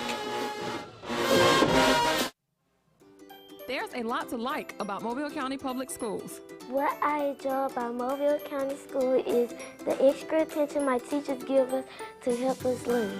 Teachers are liking their access to technology, and students are liking the quality of their education. I like the technology that's been incorporated into my education. And since 1826, you have trusted us to prepare your child for their future, and we like that. Mobile County Public Schools. We are learning today, leading tomorrow. It's your time, it's your season, and you are made for more. More confidence, more style, and more bling. The Genuine Bling is here to deliver you more bling and more fashion. With new styles added daily, you can shop anytime and look fabulous. Join me, Charmaine Watson, on the $5 Frenzy every Sunday, Monday, Tuesday, and Thursday at 7 p.m. on Facebook Live. It's cute, it's fabulous, it's fashionable, it's $5, it's paparazzi. I'm Keith Blackwood, your Mobile County District Attorney. I want to remind you about the truancy laws. 5 unexcused absences requires you to attend the Early Warning Truancy Program. Failure to attend the Early Warning Truancy Program can cause you to appear before a judge in circuit court. We need you to stay in school. This is a serious law, and it needs to be taken very seriously. I wish you and your family a safe, happy, and successful school year. Thank you. You're welcome. Ayla, hi. Oh, hi, Sierra. How are you? Good. How are things? Things couldn't be better. What do you mean? Well, I just started this new job as a school teacher with the Mobile County Public Schools, and it has been a life changer. Great benefits, the hours are great, and great students. Just overall, it's a great opportunity. Oh, wow, that sounds great. I'm going to look into that. You should. For more information, visit mcpss.com/job opportunities. Yo, I'm on my way to the mall, the Bel Air Mall. And I'm checking out Trey Pay's Cafe. Trey Pay's is so much fun. They got the fanciest snowballs on the planet. Plus a loaded quarter-pounder beef fry. Trey Pay's Cafe. The nachos are slamming and the fries are banging. Don't forget desserts. Deep-fried cheesecake bites, deep-fried Oreos, and a whole lot more. It's the food that makes you feel good. Trey Pay's Cafe inside the Bel Air Mall. Come now and come hungry.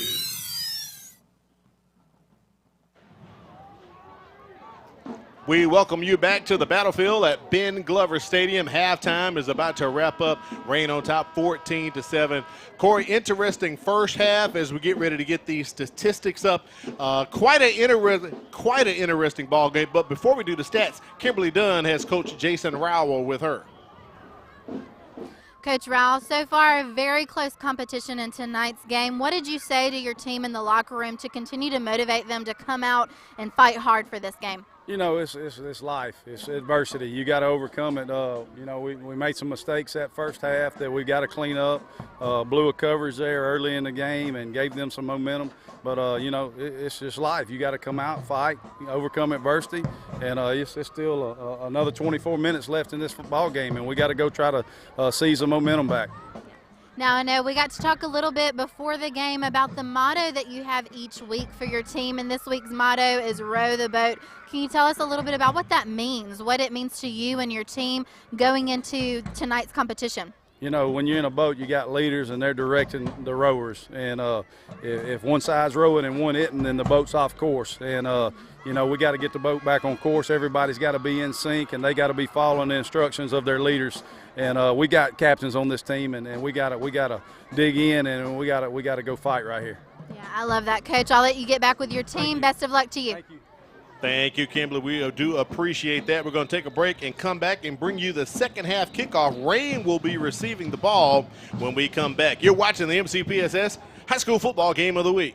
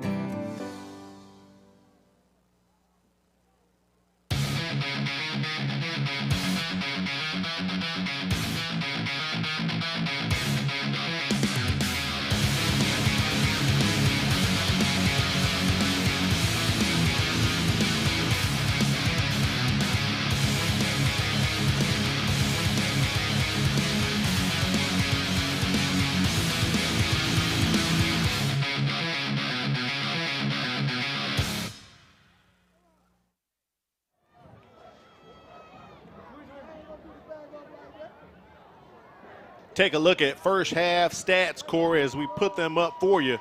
Quite an interesting ball game. The story will be told when we look at these numbers here as they come up between these two teams. We knew a couple drives stalled out for both of the teams. Unfortunately, did not lead to points. That's why we're only at 14-7. Yeah, if you're Jason Rowell, you have to be extremely happy with the time of possession. And you had 72 rushing yards, 47 passing yards, 119 total. No turnovers by either team. 7 penalties for 40 yards. That's something Lawrence Yeldon, I know, had to talk to his team about. Yeah. You do look at the balance, 70 and 72 for 142, but I do say that you just have to continue to work harder if you're the Wildcats, finding a way to get into that red zone area and score points. Now, you go back to the checklist, Al.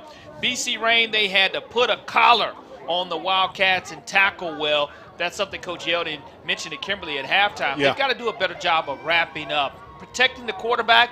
They've done a good job of only a couple of sacks on Yeldon so far. Make deposits on money down.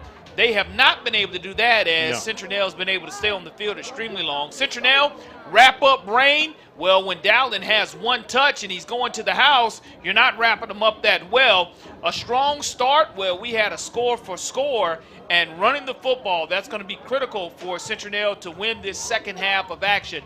A great 24 minutes coming up, Al. It really is. I also got to send a shout out to our buddy Richard Burton, one of the guys with Crichton Optimist Club, BC Rain graduate, former player here at BC Rain. He told me he was here last week, but a bit under the weather. So appreciate Mr. Burton checking us out here on the MCPSS High School Football Game of the Week, and all those who watch us across the region and the country, because we on the internet, Corey. That's right. Worldwide. There you go. Great way to bring high school Friday Night Lights into your living room multiple ways. Miriam Davis with the kickoff return runs into one of his own teammates, but cuts to the top outside the numbers past the 50-yard line and tackling him. Wow, I don't know if that was the kicker or not, but they brought him down at maybe the 49. Let's see where they spot this at. Looks like maybe the 48, 47. Great return by Miriam Davis. Coach Yielding said, this guy's just an athlete. He told me, put him on your flip chart. I don't have a position for him. He's just an athlete, Al. And as we're looking on that far sideline, a penalty flag right in front of Citronelle's sideline area on that far sideline, and you will bring that back. And I will say this, Coach Yeldon talked to Kimberly and said, look, we have to come right away and score here. That's going to be his point of emphasis going into halftime. And we'll see what happens here as far as from an offensive standpoint, because Bryce Dowling, he hasn't had to have a lot of carries tonight. And you look at Amari Yeldon being able to take his time and kind of dissect this defense. You're doing a good job of protecting them. Right, but right. I know that after they do walk off this penalty here, we'll see the Red Raiders ready to attack the second half. Definitely pushing them back. No, Coach Yielding won't be happy with that. Back. 10-yard penalty from the spot of the foul. Be first down. So that's going to put the Red Raiders at their own 34-yard line. So that great run back by Miriam Davis. They lose a chunk of that. So 1st and 10, Amari Yielding and the Red Raiders out on the field. Their first possession here as we start the second half of play, up 7 points on top of Citronelle in this 5A Region 1 contest. As he motioned to Bryce Dowling, a few officials throw their flag. Snap infraction, 5-yard penalty on the offense. Remains first down. At this point, I think Coach Yielding may have picked up a couple more gray hairs, Corey. That's unbelievable, coming out of a penalty to get another penalty. Yeah, that's unheard of. That's something that'll just make you absolutely go bonkers on the sidelines. But finally, first down for the Red Raiders. They'll see if Bryce Dowling is able to stay fresh here, and another penalty flag. Now, Corey, are we in week 6, 7, or are we in week 0 or 1? What is going on here? Well, if you're Citronelle, you're saying thank goodness here. False start, 5-yard penalty. I wonder if Coach Yielding may call a timeout and just get his guys and talk to them, because they are completely going backward. You know, in basketball, Phil Jackson used to let his team figure it out. You don't want to burn one here. He's going to let his team figure it out. He just spent 20 minutes in the locker room telling them what they had to do and how they had to execute. The good thing is, Al, it's just first down. First down, but it is 1st and 20. Bunch set here to the bottom of the screen. Yielding looking to the right, still looking to the right, rolling left. Takes his time. Does complete it to Dylan Robinson. Unfortunately, his momentum is not going forward, it's going backward. So let's see how much he actually got on that reception. Dylan Robinson does a great job of coming back to the football, helping out his quarterback, Amari Yelding, who tried to buy time with his feet and weren't able to do so. But now it's still second down and that's probably close to 22. That's a 2-yard loss. You're right, 2nd and 22. So his momentum did not carry him forward at all. They established him right there at the 22-yard line. So 2nd and 22, the deuces are wild here for the Red Raiders. I'm loving the gray uniforms tonight that they have on as well, with the scarlet trim and white trim. Yielding taking his time. Has a man in the flat. Dylan Robinson, back to Robinson again. Eats up a lot of that yardage they lost as he gets up to about the 37-yard line. Good job of the offensive line protecting him, something that they really had to do. Ben Brown, the 5'11", 175-pound senior, on the stop for the Wildcats. But now you're in another money down, third down situation here on the flip side this time for BC Rain. Normally we've seen a lot of third downs for Citronelle, but now BC Rain has to convert as that drive started in reverse, 3 consecutive penalties.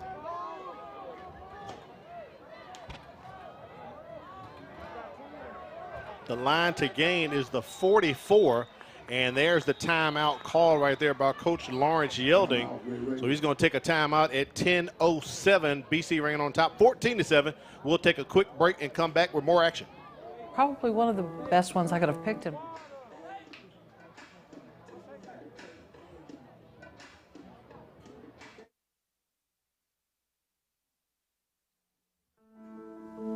A teacher is one of the biggest investors in a community. They impact the lives of those we value the most. Teachers share knowledge which helps shape and mold our future leaders. Teachers show direction and help build a sense of purpose. Are you ready to make a change? For more information on teaching opportunities, teacher incentives, or to apply with the Mobile County Public Schools, log on to www.mcpss.com.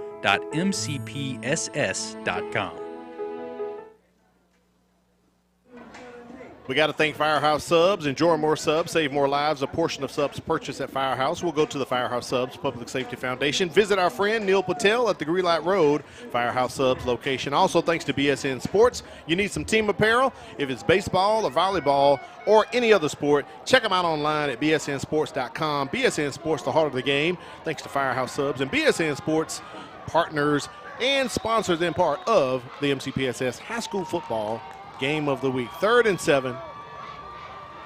Man in motion, Jermaine Luton comes to the slot. Yelding has plenty of time. Going to take off and run, and steps out of bounds shy of the first down by about 2 yards. I thought he would have stayed inbounds a bit more, Corey, but kind of cut off the running lane and just maybe forced out of bounds. Just a little bit short now. 4th, and we'll call it a long 3-yard line to go. 3 yards to go. And when you're at your own 41-yard line, you just go ahead and you punt this one away unless you do have that special teams play where you snap it to the up back and allow him. But in a 14-7 game, momentum and field position is so critical. Not a bad snap. Early we saw a high snap, and we'll see if they're able to get a good one away. Another high one goes over the head of Tyree Sutton. He hands it off to one of the up guys.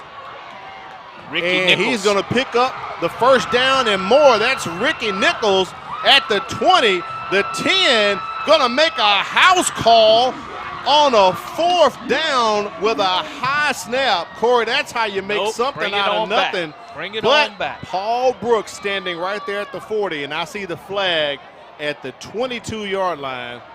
That's possibly maybe a block in the back.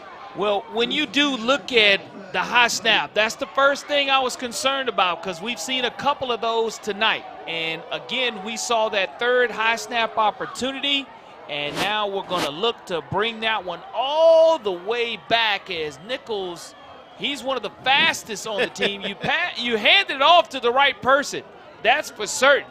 But now it's up to the officials to go ahead and sort things out right where they gave that ball forward because, again, yes, he was behind the line of scrimmage, and you handed it to him. So now the officials are going to discuss exactly what we have. But Ricky Nichols shows his speed, and great job on the play by the Citronelle Wildcats. And I want to say that was Eli Owens who never gave up on the play. He was the guy back waiting for the punt. Never gave up on the play and tried to hawk down Ricky Nichols, but here it is, our sorting out exactly what we're going to have here on this, what we thought was a punt return for a touchdown coming back. Run, block in the back. It's a 10-yard penalty from the previous spot, not from the spot of the foul. Replay 4th down. Paul Brooks and the crew going deep into the official's hand guide, Corey, as some may think is that a spot foul, but in this scenario, it's from the actual line of scrimmage. So Paul Brooks and the crew are definitely earning their check tonight, Corey. Great explanation by Paul, and also what you have to worry about on this re-kick, is another high snap. Right, because that's the third one we've seen tonight. That's no coincidence. That's a situation where you're putting your punter at a tremendous disadvantage. Tyrese Sutton is the punter trying to go ahead and field this snap here. We'll see if he's able to get it cleanly. Jamarcus Coates delivers the snap. Sutton gets it off. Nice high punt, end over end, takes a bounding bounce. And BC Rain, they work themselves out of the hole there. They're going to mark it at the 29-yard line, maybe the 28. What a chain of events to where you thought we might have gone 21-7, and then all of a sudden, no, not so fast, my friend. The penalties, though, on that drive absolutely killed any momentum that BC Rain wanted to get coming out of the locker room. I know Coach Yeldon not going to be happy about that. Now, we have seen this offense ground and pound with Justin Adams doing a great job of the RPOs and keeping it. We'll see if he's able to get himself in any type of rhythm, or Williams burst past the line of scrimmage.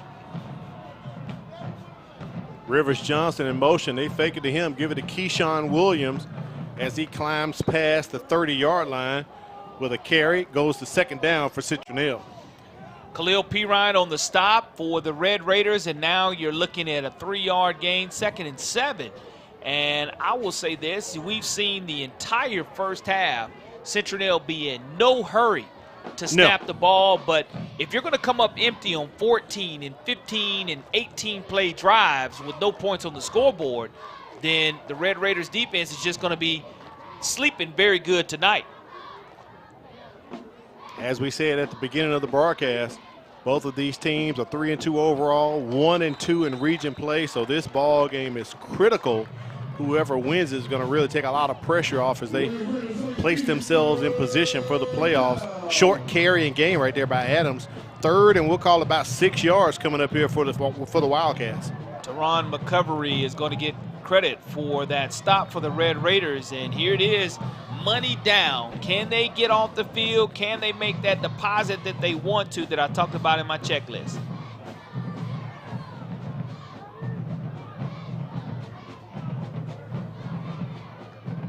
Adams taking his time. Play clock under 10. Pressure. Paul is tipped and picked up by Ashton Wright, and he is leveled just outside the 20-yard line. Our first turnover tonight. The big fella, he's our threat and fastener, impact player for BC Rain, and he was an impact player, a defensive lineman's dream. That's right. Off of the tip ball, the big 6'4", 270-pound senior was trying to lumber forward, but our first interception and first turnover, the Red Raiders now will be duly served to go ahead and feed Bryce Dowdland here, our other threaded fasteners impact player of the game. And it looked like Ricky Nichols may have gotten his hand on it, Corey, on that replay there. Jet sweep as they hand it off. Turning the edge. Nice run by BC Rain. Amirion Davis, the athlete, talked about him earlier. I'll see where they spot him at. Holding on the penalty flag. Wasn't able to turn the edge. And that's going to be coming back. Once again, if that's the case, BC Rain shooting themselves in the foot. Great opportunity right here to pick up some points off a turnover. But you do see the speed of this young man, Amirion Davis, being able to turn it up, just not able to get what he wanted because of the hold. 10-yard penalty from the previous spot. Replay first down. And the Boo Birds are out here at Ben Glover Stadium. Not happy about that call at all. Well, you're going to have it from the spot, so now you're looking at first down and over 22 yards to go if you're the Red Raiders. And now if you're Yeldon, you just want to make sure that you value this football. And it's been going to number 1, Dylan Robinson, on the pass plays, but I still love Bryce Dowdland. High snap. Dowdland with the carry. They go to him. He picks up a couple. It's going to be second down and long still coming up here for the Red Raiders. Great job of Braden Rivers, 5'11", 190-pound senior inside linebacker, leads his team in total tackles, and you can see why. As it's an open field tackle. How do you kill a horse or take his legs out from under him? It doesn't allow a horse to gallop and run any further, and did a tremendous job of having an open field tackle against the bowling ball.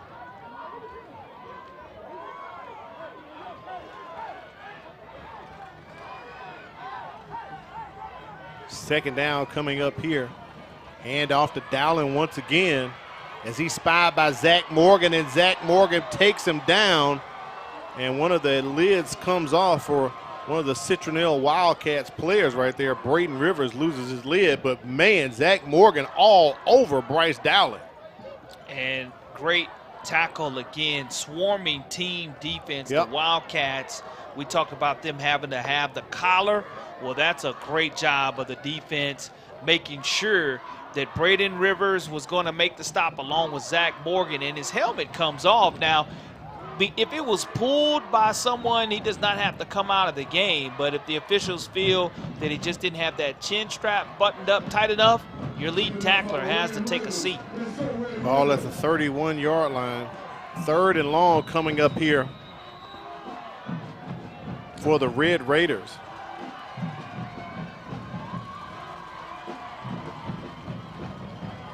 Yeldon looking to air it out. He's got time, pressure coming at him, trying to escape. Zach Morgan all on top of him, gets a hand close. There's a guy in the end zone. Is it completed? Touchdown. It's a slow call. It looks like Dylan Robinson hauled it in. That would be a 31-yard touchdown pitch and catch. We've got to see the replay on this score. That was unbelievable. As Yeldon bought time, and just heaved it downfield for the touchdown grab. Well, there's what Dylan Robinson right there. What he's able to do, Al, is go ahead and look at Yeldon created awareness not to go past the line of scrimmage. Right. It looked like he was going to go out of bounds at the last moment. You look at Robinson secured his football. He went ahead and brought it in together. Now, here's the thing. He caught it and was inbounds and had possession of the football. It wasn't bobbled. It wasn't changing hands. Dylan Robinson, the 5'10", 170-pound senior, puts an important 6 more on the board for the Red Raiders as they now lead 21-7.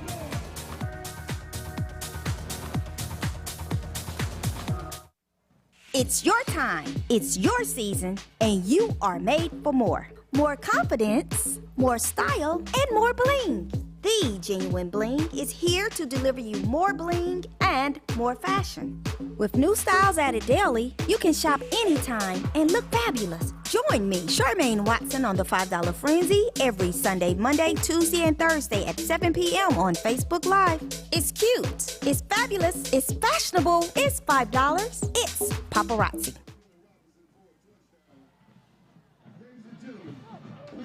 We are back at Ben Glover Stadium. BC Rain on top, 21-7. Don't forget, coming up, the game of the week, Brain Buster question. We'll be dropping that momentarily as Amari Yeldon dropped that pass to Dylan Robinson. And Corey, before we went to the break, you said he had 2 hands. He held on to it. No bobbling, no wobbling. That was a touchdown.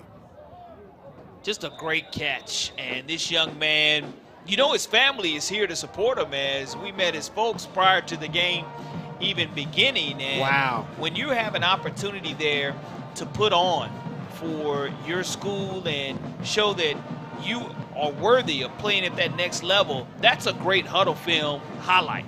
Out of bounds. Re-kick 5 yards beyond the previous spot.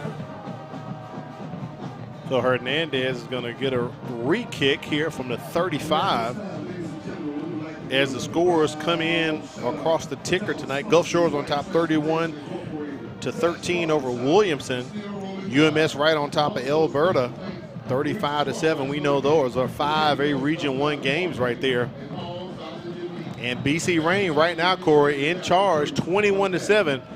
It's looking ugly, but they are in the lead. I'm sure Coach Yeldon not too happy with the overall performance, but the score is making him happy. But he knows some areas they're working on, execution, things like that. Well, right there, you wanted to see Amari Yelding show productiveness. So far, 7 out of 9, 116 yards, 1 touchdown. Also has 35 yards rushing. So he is kind of showing you why he's a dual threat guy. And that kickoff does go out of bounds, so they decide to go ahead and make them re-kick 5 yards back. And 21-7, Al, and it didn't go the way coming out of the locker room that Coach Yelding had designed it. Correct. But his son had a lot to do with creating time and opportunity for Dylan Robinson to catch that football. A very athletic play, and you can see why this young man in Amari Yelding has not only the football IQ, but an excellent academic student as well for the Red Raiders. Eli Owens catches it on the fly at about the 23, does a spin move as he is tackled just past the 40-yard line. So Citronelle with their second possession here in the third quarter. Their last possession ended with an interception by the big fella, Ashton Wright. And we did have some points off turnovers as we sit at 21-7 right now in the third quarter. Coach Yelding, he's in his 5th year here at BC Rain. His record is 14-31. He's 0-1 in the playoffs, has a .311 winning percentage, but right now trying to get another game over 500 to move to 4-2 rather than 3-2 as they are up 21-7. Would love to see Citronelle connect vertically on some type of 20 to 25-yard passing explosive play. Pressure on Adams. They flush him out of the pocket. Rolls to his left. High pass incomplete as he tried to get it to Rivers Johnson. Second down coming up here. There's a shot at Jason Rowell on the far side of the field there. Head coach for Citronelle.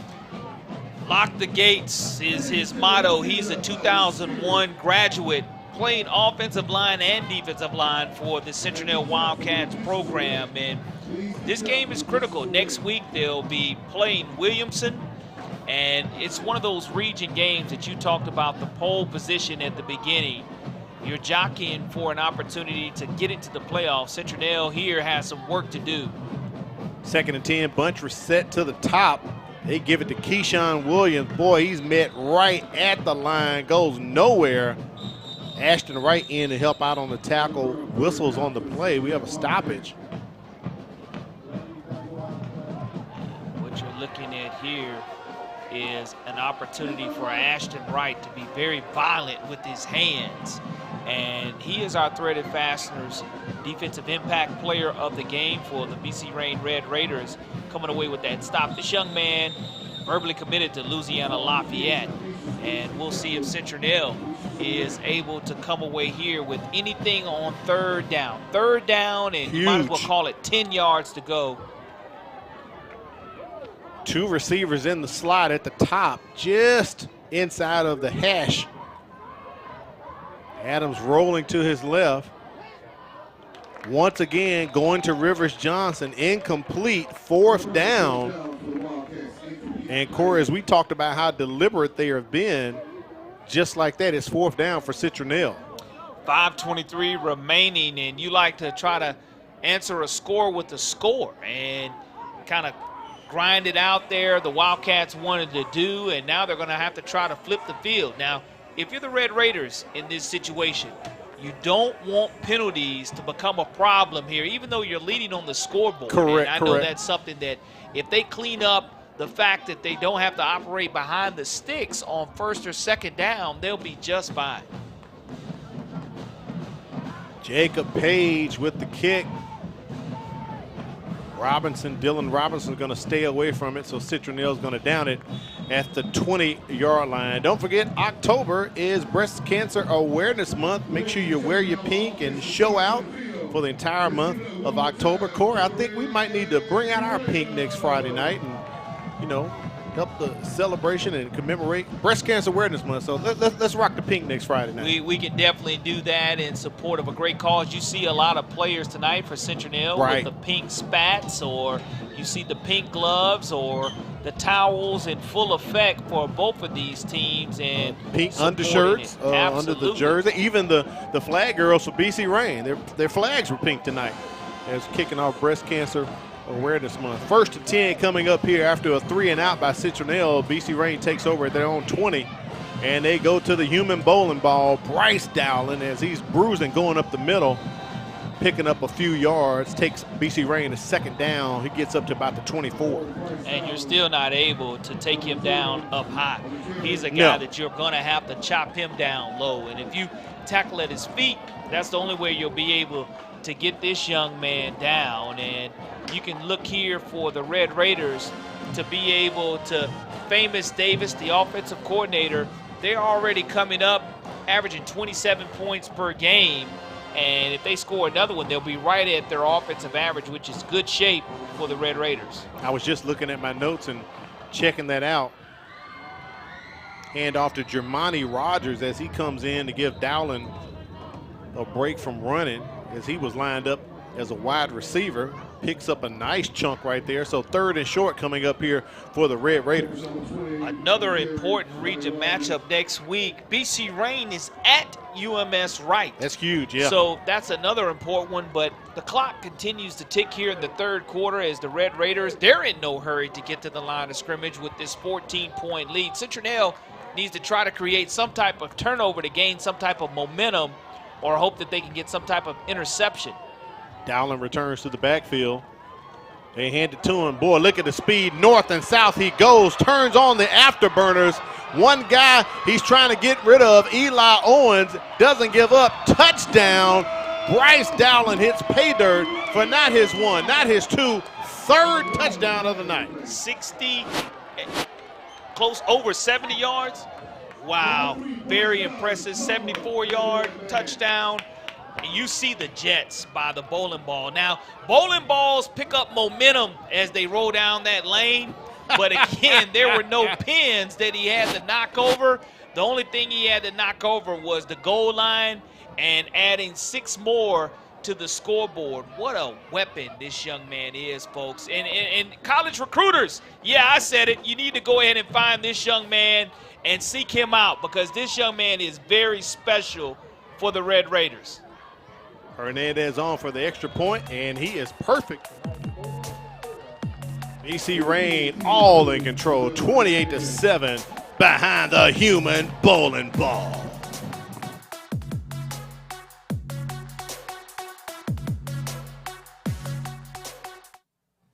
I'm Keith Blackwood, your Mobile County District Attorney. I want to remind you about the truancy laws. 5 unexcused absences requires you to attend the early warning truancy program. Failure to attend the early warning truancy program can cause you to appear before a judge in circuit court. We need you to stay in school. This is a serious law, and it needs to be taken very seriously. I wish you and your family a safe, happy, and successful school year.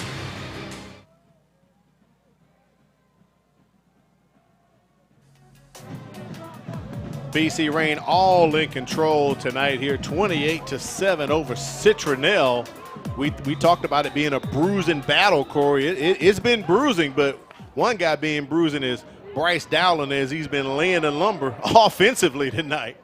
Well, I just love the fact that he's been averaging over 25 yards per carry. And this young man, Al, at 195 pounds, are you serious to be able to accelerate that way at 195 pounds? He turned on the Jets, went north and south instantaneously. And really only didn't necessarily get touched. He got brushed by the defensive back. Eli Owens never gave up on the play.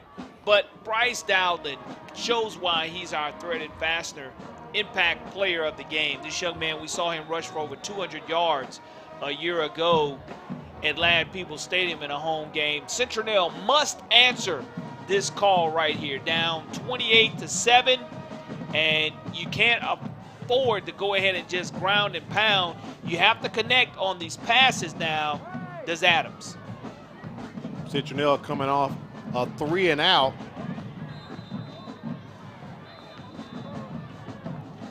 Their 3rd possession here in the 3rd quarter. Minimal gain picked up right there by the Wildcats. It's going to be 2nd down and about 9 coming up here. Well, I would say this. as long as the defense has been on the field for BC Rain, they still done a tremendous job of only giving up 7 points. They sure have. You're right. They've been on the field for a long time and still have done a great job of lowering that scoring average. That pass tipped, incomplete, knocked down. Red Raiders continue to get their hands up in those passing lanes that Adams trying to connect with. Well, wouldn't it be special if Ashton Wright is able to come away with the second interception of the night for a defensive lineman? That would be something to write home about. But it's money down, third down. BC Rain trying to make a deposit here defensively that will get Citronelle to the punting situation. And one of the Red Raiders jumps across the line, so that'll cost them 5. Just a little too anxious, Tyrese Sutton. 5-yard penalty on the defense, remains third down. That'll push the spot up to the 31-yard line. They need to get to the 41 to pick up a first down. That's the line to gain.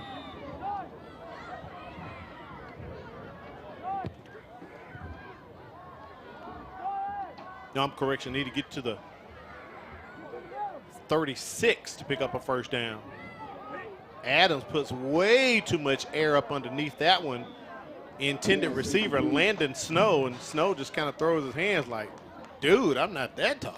Yeah, credit to Sean Burney and his defense, giving up 21.2 points per game of only giving up 7 tonight, but his defense has really made the adjustment since that long scoring drive early in the first quarter for Citronelle.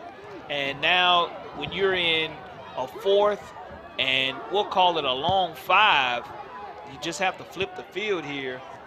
Jacob Page on to punt. Dylan Robinson setting up at his own 30-yard line. The fake is on wide open on the far side of the field as Jacob Page throws the pass, but a flag comes out. And on the last drives for Citronelle, you've had a punt, interception, turnover on down, so it's been empty offense here it has. In the last 5 possessions almost for the Wildcats. Justin Adams caught the pass from Page, but Paul Brooks and the crew, they're discussing what the penalty would be. Sportsmanlike conduct on the offense, hideout play, 15-yard penalty. That's got to burn Jason Rowell right there because they had the fake call, had the yardage and the first down. And now you're going to give BC Rain even better field position if they field this punt. And now we've seen Dylan Robinson go back deep for the Red Raiders and go ahead and show his elusiveness when he does return it. But he has to scoot up some to catch this off the bounce. And the Red Raiders are going to be in great field position here. Landon Snow back to punt now. They've removed Jacob Page.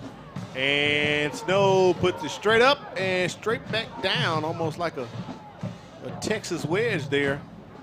A chili dip off the number 8 green at Spring Hill.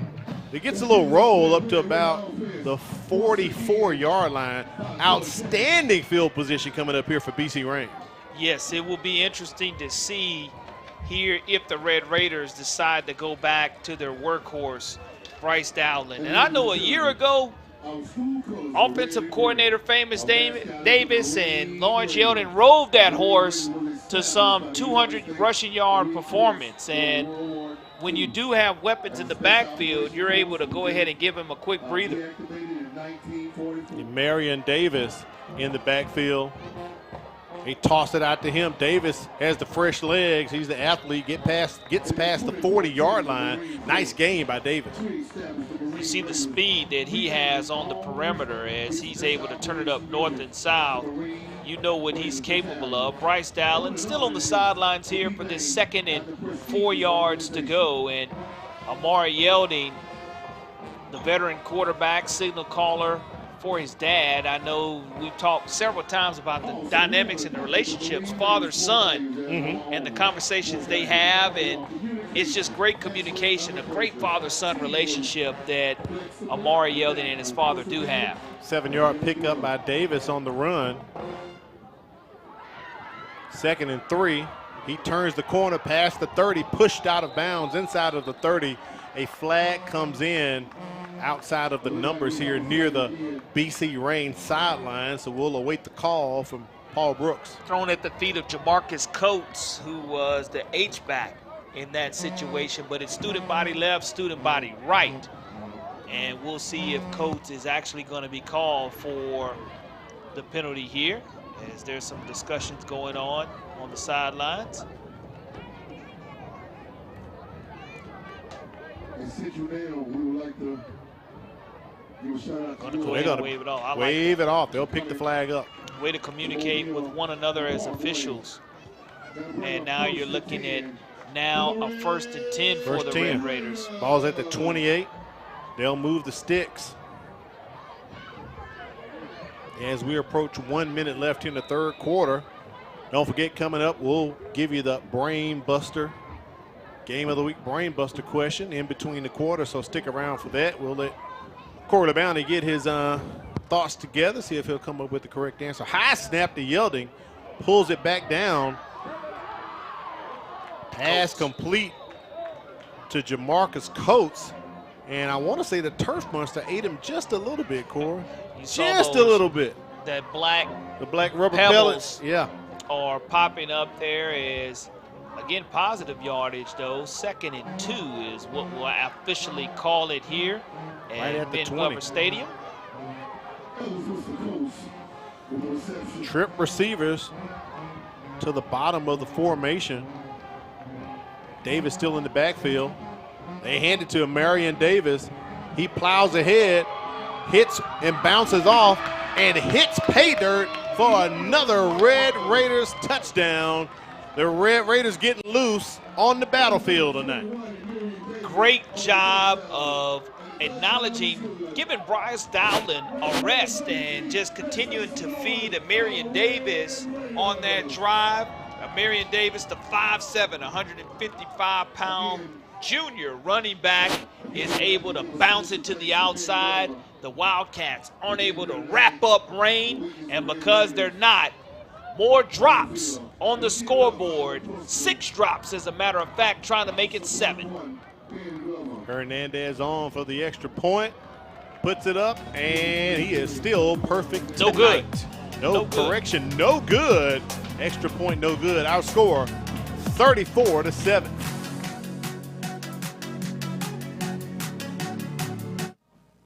I believe my child's school is probably one of the best ones I could have picked in Mobile.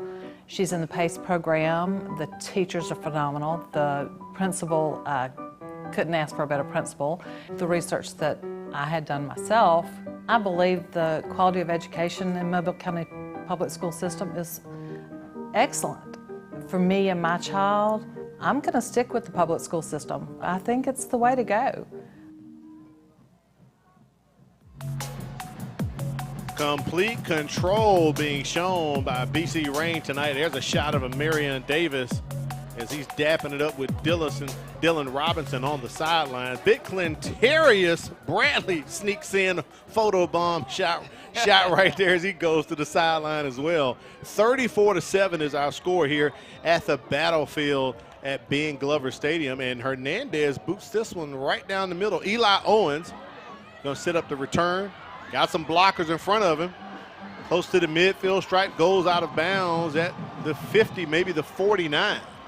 Nice return by Owens. Well, you just need something that will try to spark this offense here with 26.4 seconds remaining here in the 3rd quarter of play. And coming out of halftime, really don't know what Coach Yeldon's message was. He kind of shared with Kim what he was going to ask them to do, which was to score on that opening drive of the 3rd quarter. And they shot themselves in the foot on some penalties, but were able to overcome that and find a way here to have an offensive outburst of points in the 3rd quarter. So the ball is placed at the 48-yard line of BC Reign.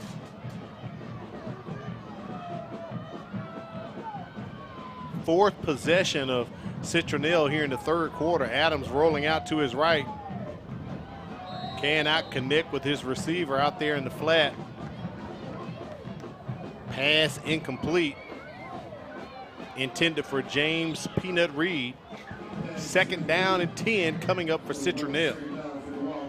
Well, I know that you're having to kind of be forced to pass the football, which you're not comfortable with, because tonight you look at the completion percentage of Justin Adams. A lot of missed opportunities, yes. A lot of drop passes, and credit BC Rain's defense for not giving up, but here Citronelle just has to find a way to convert passing-wise as the ball is loose and he's just going to fall on top of it. Pigskin out.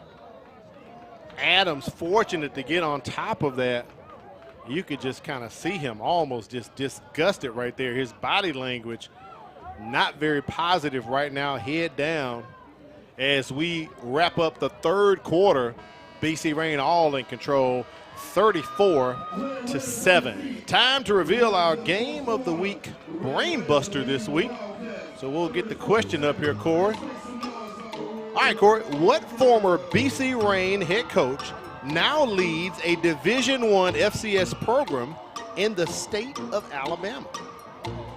So think about that, and we'll give you the answer on the other side sometime in the 4th quarter. What former BC Rain head coach now leads a Division I FCS program in the state of Alabama? And, of course, we are talking about football, Corey. We're not talking about lacrosse or volleyball or soccer or anything like that. So think about that, and we'll reveal the answer on the other side inside of the 4th quarter. I would say this, Al, 14-7, we were at halftime. That is correct. So now you look now at 34-7.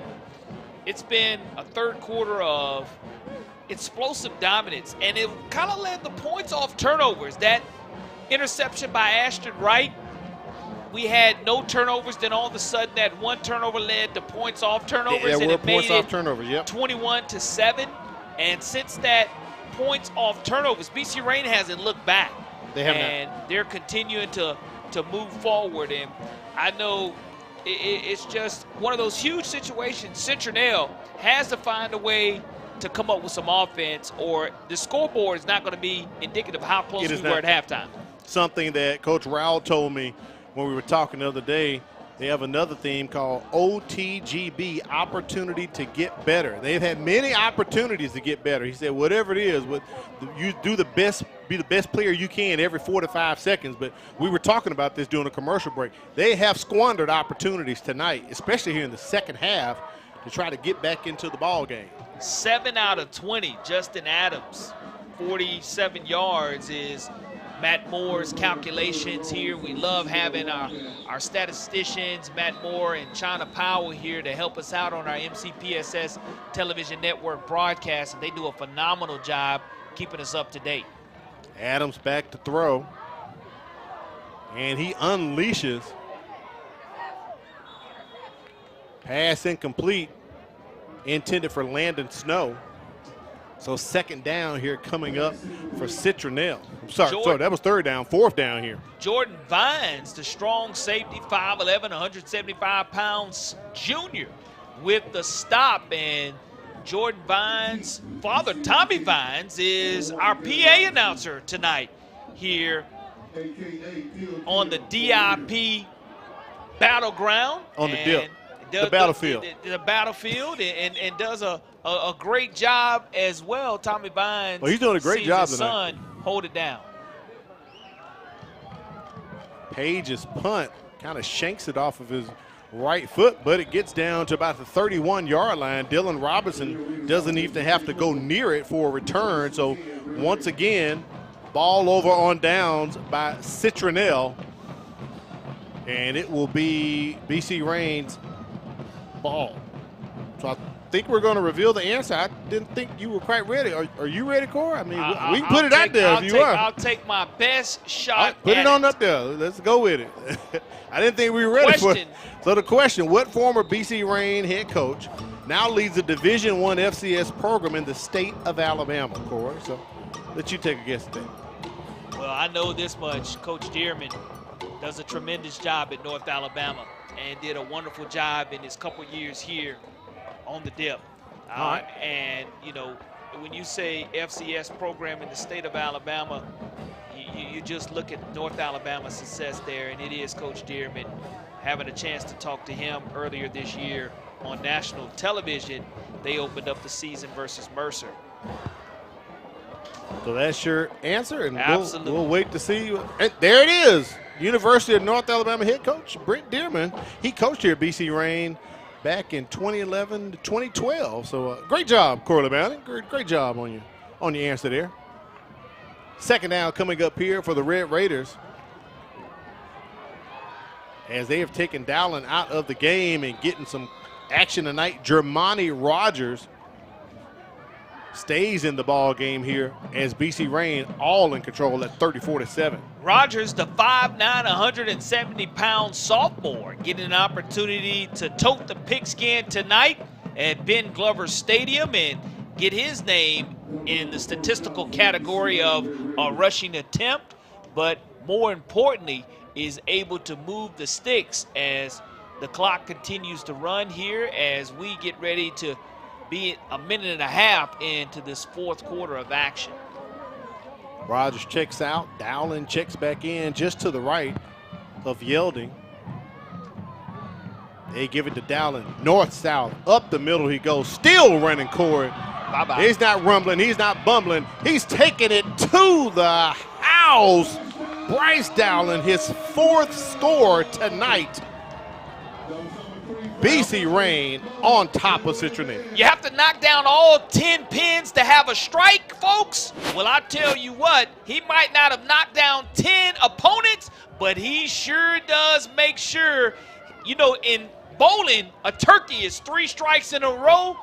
4 is just impressive from a scoring standpoint for Bryce Dowling. The human bowling ball continues to knock down the scoreboard, and it increases BC Rain's lead here, as now that's going to send a lot of the Wildcat fans to the exits early.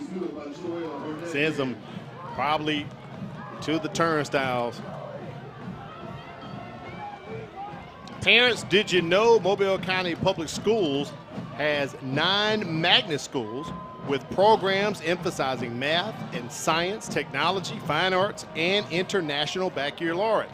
The application period for magnet schools has opened on October 6th. If you would like to apply, visit mcpss.com/magnet schools for more information, and check mcpss.com or each school's Facebook page for the dates and times for open houses scheduled at each magnet school over the next few weeks. So the magnet school application period is now open, parents. So make sure you get on top of that if you are interested. 41-7 is our score. Corey, I don't know if I'm going to ask Charles if he can get that replay up one more time. I think one person touched Bryce Dowling on that touchdown carry. 7 carries, one guy, I think, tried to get him on the ankle. 171. 171. I think one guy got him around the ankles. I think he was untouched the rest of the way. If Charles can get that replay up, that would be great. Eli Owens on the return brings it up to the 34-yard line. Little extracurricular after that. Let's look at this replay, Corey. Now watch. At the bottom, right here. 1. That's 1. 6 didn't touch him. Maybe 28 didn't touch him. 1 touch. Now I took my glasses off. Is that 1 touch, Corey? That's 1 touch. Unbelievable. And that's a great job of Bryce Dowling using his footwork. He's always so low and compact to the ground. And 171 yards with 7 carries, 3 touchdowns, rushing 4 for touchdowns. Bryce Dowling. Wow. Unbelievable.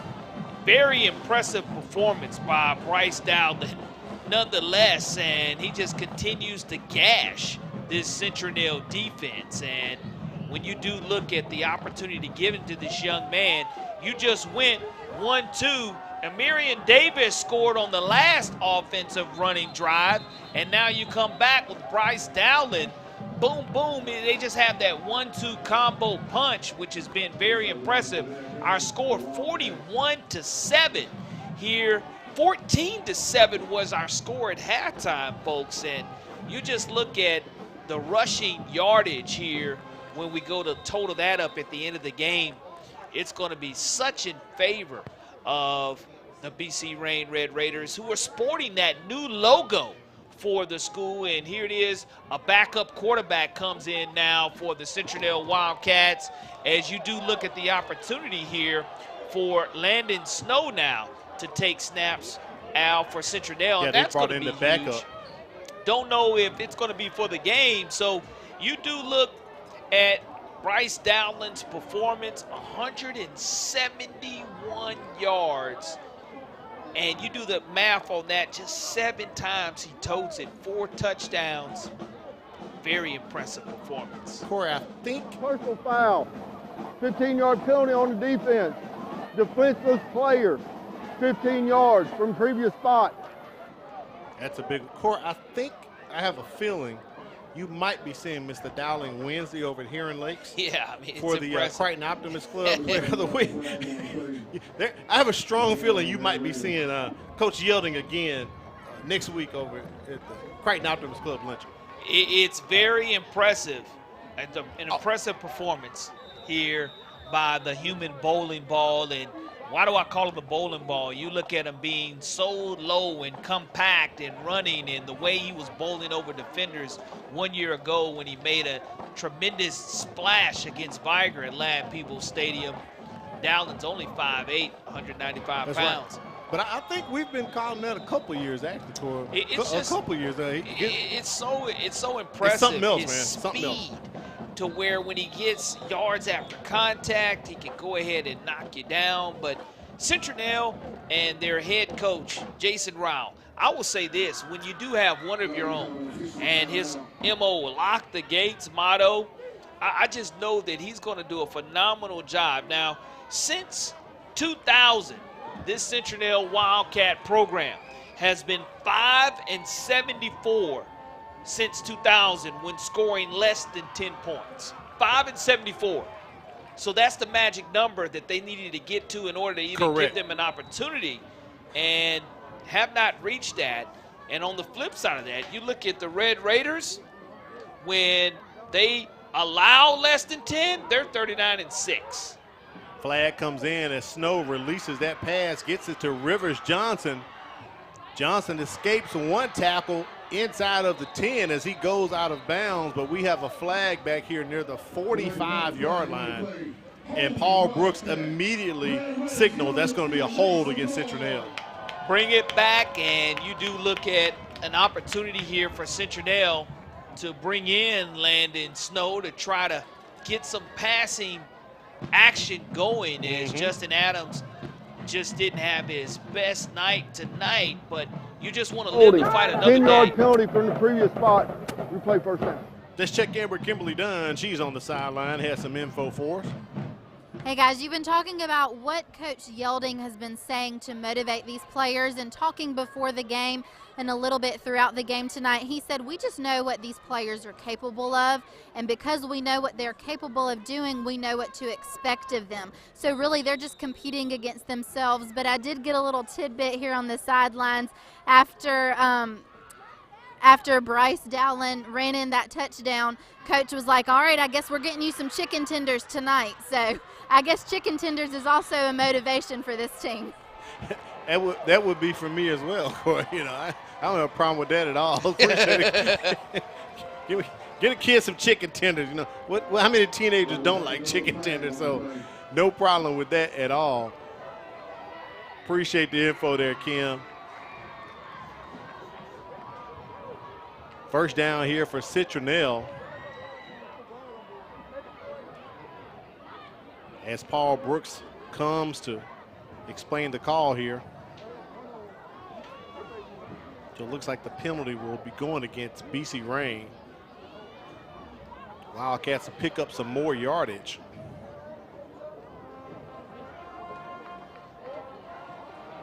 As I said earlier, Paul Brooks and the crew have definitely earned their paycheck tonight here at Ben Glover Stadium. Here's the call.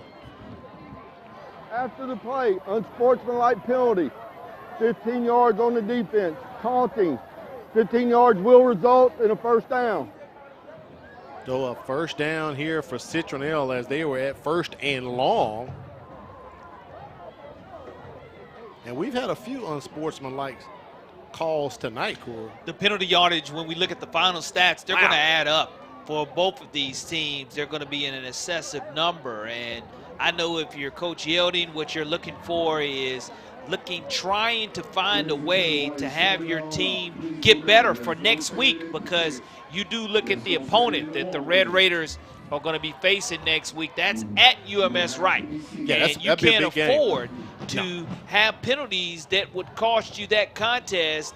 You're going to have this one secure tonight without question. But Citronelle, no quit in this Wildcat program. Snow throws it to Williams, and he's tackled immediately right there on the tackle. That big one, Ricky Nichols, all over him. My producer said we have a cumulative of 20 penalties between both of these teams. That is something else, Corey. Yeah, it's way ridiculous in regards to the number that the coaches are going to be happy about. And when you have 15 penalties against BC Rain, Coach Yeldon, that's far too many. He's gonna say, look, guys, we'll get beat next week if we don't show a lot more discipline from a penalty and poise standpoint. Because you know a Terry Curtis team is going to be well disciplined. They won't commit any penalties like that. Pass incomplete from Snow trying to hook up with Rivers Johnson. I don't know how many Rivers has caught tonight, but we've called his name many times, but unfortunately they've been incompletions. Yeah, not able to complete those passes is what you ultimately have to look at here for Citronelle. And again, I was talking about Jason Rowell coming back home to Citronelle in his first year and trying to get this program the passion that he has for the community and turning things around and doing things the right way. He mentioned his love for this senior class because some seniors don't buy in. They're so used to the old way, but he mentioned this senior class meaning so much to help turn around this program and really buying in. Pressure on Snow. He escapes, and he is forced out of bounds near the 25-yard line. You talked about Coach Rowell in his first year at Citronelle, but, you know, he's not an unfamiliar name. He coached at Laverne, came over from Laverne to Citronelle, and previously coached at Chickasaw. His overall record, 36-23. He's 1-5 in the playoffs. He has an overall winning percentage of .610, so he's a well-experienced coach and glad to be back in the Wildcat family. Fourth down coming up here for Citronelle. Ball at the 25-yard line. They pitch it out to Williams. Makes the turn outside of the numbers, picks up the first down, and goes out of bounds just inside the red zone. Well, I will say this Citronelle offense led by offensive coordinator Chris Peterson is going to continue to attack this Red Raider defense, trying to put a dent in that 41-7 score that we're seeing. But I know we were on pace for our first half, and here in the second half, because of the number of penalties, it is drawn out and caused this game to go much longer than it did at a pace that was very fluid and fast in the first half. I believe we have an official's timeout. They're looking at the play clock, maybe trying to get it reset.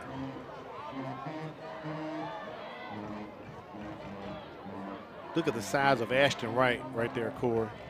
Yeah, he's mammoth in regards to being able, you can see why he is recruited to Louisiana Lafayette and wanting to play at that next level. But 1st and 10, fresh set of downs for the Wildcats. Right at the red zone.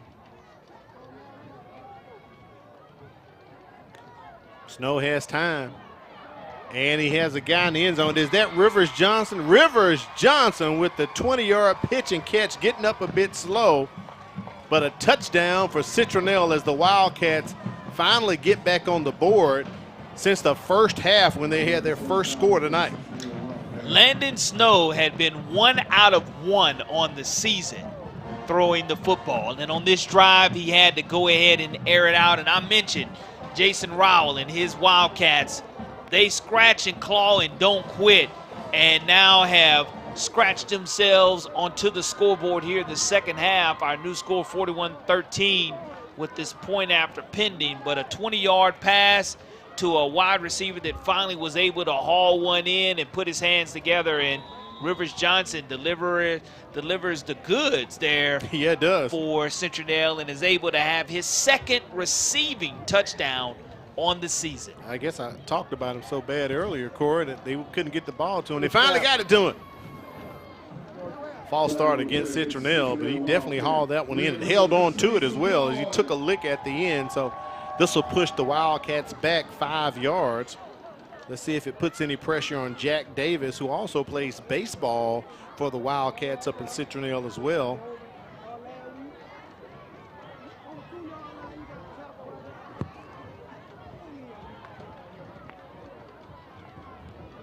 Extra point is up, and it's good. 41-14 is our score. Keep it right here. More action headed your way.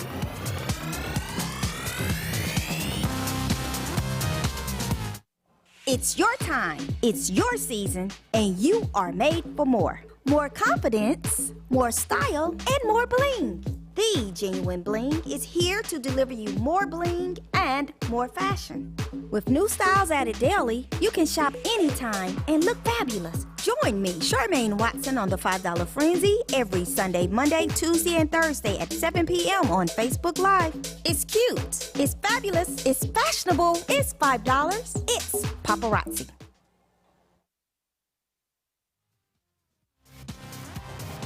At Mobile County Public Schools, we are learning today, leading tomorrow, and this year our teachers are aiming for excellence. Right now, BC Rain leading 41-14 on top of Citronelle. Corey, we were 14-7 at the half, and then the third quarter happened, and a lot of stuff happened, but BC Rain, and they just opened up tonight. Almost kind of fueled off that interception by Ashton Wright. When you think back on it, they just opened up and just went to town at that point. Got to thank Firehouse Subs for being one of our sponsors tonight of the MCPSS High School Football Game of the Week. Enjoy more subs, save more lives. A portion of subs purchased at Firehouse will go to the Firehouse Subs Public Safety Foundation. Also, we want to thank BSN Sports, where you can get your team apparel from basketball to volleyball and all sports in between. BSN Sports, the heart of the game. Visit them online at bsnsports.com. Got to thank them for being our sponsors in part of the MCPSS High School Football Game of the Week. Al, it really has been a tale of two halves. Yeah, it has. And this is the second week in a row we've seen a tale of two halves. Good observation, yep. 7-0 was our score with Baker and Dothan, and then all of a sudden Dothan comes and scores 35 points in the second half. Same thing here with the Red Raiders, having success scoring the football in the second half. Nice run right there by Jamani Rogers. Some of the fans thought it may have been a horse collar on the tackle, but no flags come out as he picks up the first down. Well, if you're Citronelle defensively with 7:09 remaining here in the fourth quarter of action, you just have to make sure that you just try to rip at the football. If you get an open field tackle, the can opener drill, you try to create some type of turnover and some type of excitement for your team and get some energy going. Nice carry by the Red Raiders. Correction, that Jamani Rogers, that's his Cadell Petway, the freshman, 5'7", 130-pound running back. With no Rogers back in the game. Now, the previous carry by Petway, that was Jamani Rogers. As Coach Yelding has a plethora of running backs. Yeah, he's got some future headed his way here down on the dip. And if you look at their new logo, Al, on the side of their helmets, one side says Rain, the other one is with their new logo. And they've done a great job in creating that new logo this summer. And I like the new Red Raider mascot that you're able to see, as we do see that traditional R at midfield on this artificial turf. But if you do look at the side of their helmets, I don't know if we're able to zoom in on a camera shot, you're able to see it's a that nice new looking Red Raider logo. It's a nice logo. I like the Red Raider. If you want to call it the up-to-date Red Raider. There you go. And we have a change in quarterback as well. Malachi Adams has checked into the ball game. So it looks like Amari Yelding's night may be done. And what you love to see is the young man on, there we go. There's, you see that brand new logo, the BC Rain Red Raiders. And look at the crest. It's like a tattoo, the crest on the shoulder there. Absolutely love it. One side you have the new Red Raider. The other side it does say Rain. And, you know, those, when you do look at branding the program and branding the school, you used to see that kind of Texas Tech look, not identical to it, but very similar very in the similar. past. And now you have your own identity to emphasize the workforce and the mentality there. Correct. That is being emphasized here at the school. Now, speaking of the workforce, I did tease Coach Yeldon before the season. Like, I was like, what's going to be the nickname? I mean, I thought it would be like the launching pad or the landing strip, you know, because you got the plane out front. Yeah. And you have the aeronautical stuff tied in. But I can get with the battlefield. You know, I like that. It kind of emphasizes football. But I just thought it would have been something space-oriented, or aviation, you know. Well, I tell you what's been out of this world is the BC Rain Red Raider play in the second half. It really has, And they've literally taken off and taken flight on the scoreboard in the second half, more so to where you're getting some nice second and third team reps here Very for important. your guys, and that's valuable because what you do is get them prepared not only for the future, but the next man up mentality that you are liking to see, because you never know when your number can be called. And the Red Raiders are doing a good job now of just trying to bleed the clock and taking as much time off of that clock as possible. Is offensive coordinator Famous Davis. You talked about BC Rain upcoming at UMS Wright next week. Then they're going to be at home against LaFleur and Alberta, and they'll wrap the regular season up at Gulf Shores. So pretty much a win tonight by the Red Raiders, as you talked about as you interviewed me today on your show, kind of playing pole position, setting themselves up for a possible playoff run to make the tournament. That would be huge to get the Red Raiders back into the playoffs this year. And here's the remaining schedule right there, as I said, at UMS Wright. Then they'll get 2 more home games, and then they'll be at Gulf Shores. And right now, Gulf Shores is just playing some lights-out football, Corey.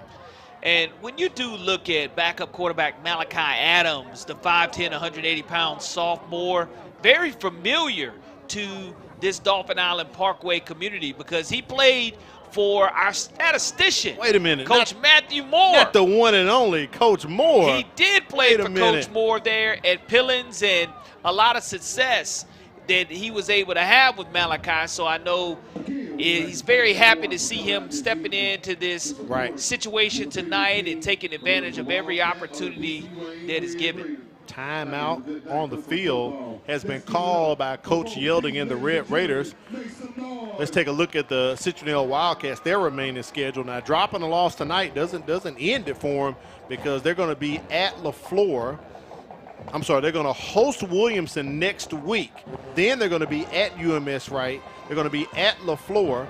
And then they'll be at home against Alberta. So if you notice, some of the same teams BC Rain is playing, Citronelle is going to be playing. And, Corey, we talk about this all the time. If it comes down to the head-to-head, that's what will get you over the top. So this win tonight by BC Rain, very important. That's that pole positioning we were talking about earlier today. And you do look at UMS Wright with a 55-7 lead over Alberta at this point in time. And I will say the shocker to me in Mobile Baldwin County tonight has really been the return of one Sterling Dixon Jr. No, wait a minute, Corey. Sterling Dixon Jr. returns tonight versus the St.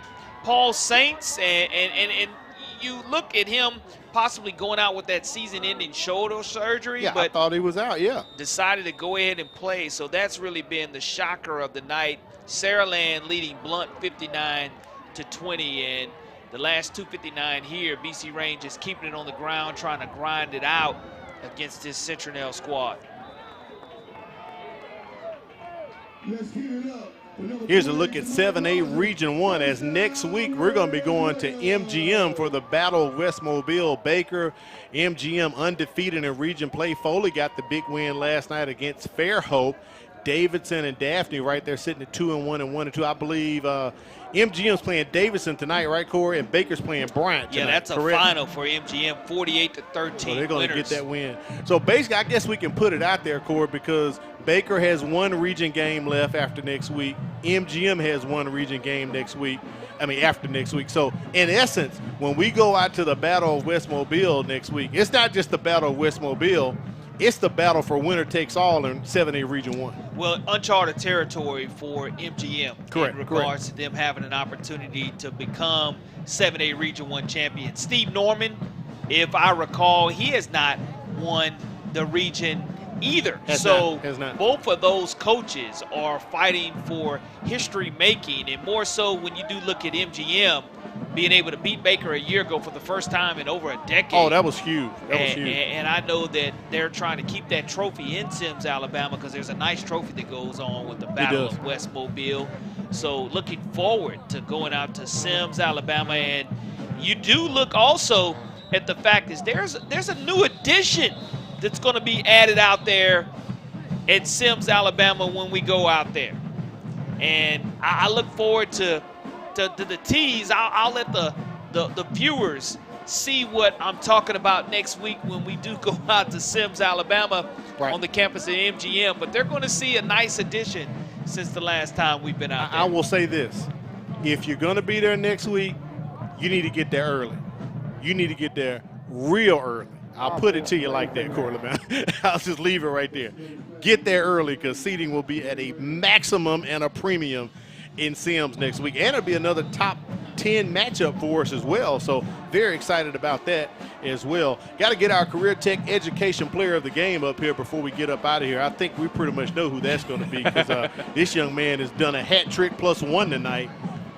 So we'll get that up in a matter of moments. Nice pass by Malachi Adams. I know Coach Moore is super excited. That's a touchdown for the Red Raiders as they add more points. Julius Rogers hauls it in. Well, you expected run, and then all of a sudden you get pass, and they are able to strike it up. And you can't ask your backup quarterback not to throw the ball. They're talking about audible of audible. Now, Coach Yeldon is unhappy that he audibled at the line of scrimmage. And that's what he's talking about. And the offensive coordinator, Famous Davis, is trying to figure out why Malachi changed the play at the line of scrimmage. And in that situation, you expected to see that. The young man saw something. He did see something. You got to give him credit for reading the defense, but you can't give him credit for upsetting his coach. And I guarantee when that handshake is made by Lawrence Yeldon and Jason Rowell, he'll apologize for that, knowing that the young man called the audible and Julius Rogers ran the route that it was audible to. But it was a great shot showing Coach a teaching lesson on the sidelines, teaching Malachi Adams with Famous Davis there.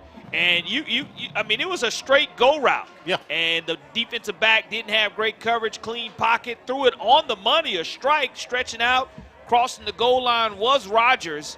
And I will say this, Red Raiders, that's your future right there. It is. That's your future. It is. And it's a bright future for Malachi Adams, showing that great arm strength. But 47-14 is our new score. But again, adding a little, not necessarily salt in the wound there, but correct. It was the young quarterback checking at the line of scrimmage. He won't do that again. I thought that's who it was going to be. Our Career Tech Education Player of the Game, Bryce Dowland. Unbelievable night for him, Corey. Bryce. Unbelievable. Bowling ball. If he's not with you Wednesday at the Crichton Optimist Club, I need to see somebody else's numbers. I'm throwing the hat. Yeah. I'm throwing the hat, Corey. Hey, listen, we've had plenty of penalty flags here tonight. So, Al, you can go ahead and throw your penalty flag, too, in my direction if he's not voted there, at least as a co-offensive MVP. Right. Because you are seeing a situation here to where Bryce Dowland really did take over this game in the second half. He did. His explosiveness, he was able to do it on 7 or 8 carries and have those 4 touchdowns, which was ultimately very impressive for BC Rain. 47-14 our score. That's probably going to be doing it as Citronelle will come out as they'll take possession right here. There's the young man right there, Corey. Nice shot of him. One of our threaded fasteners impact players tonight, and man, the impact he had. And I mean, he started off early in the ball game. He got did. the first score after 2 plays. He was in the end zone. So very explosive is this young man, and he runs so low to the ground. His pad level is low. His explosiveness is great. Gets past the line of scrimmage. Yards after contact are always phenomenal. This young man is going to be a special player at the next level, and again, deservedly so. Up the Career middle, Tech player of the game. Landon Snow goes out of bounds. No tiptoes out of bounds. He thought he was out. Game clock continues to run as Snow is saying, stop the clock, I got out of bounds.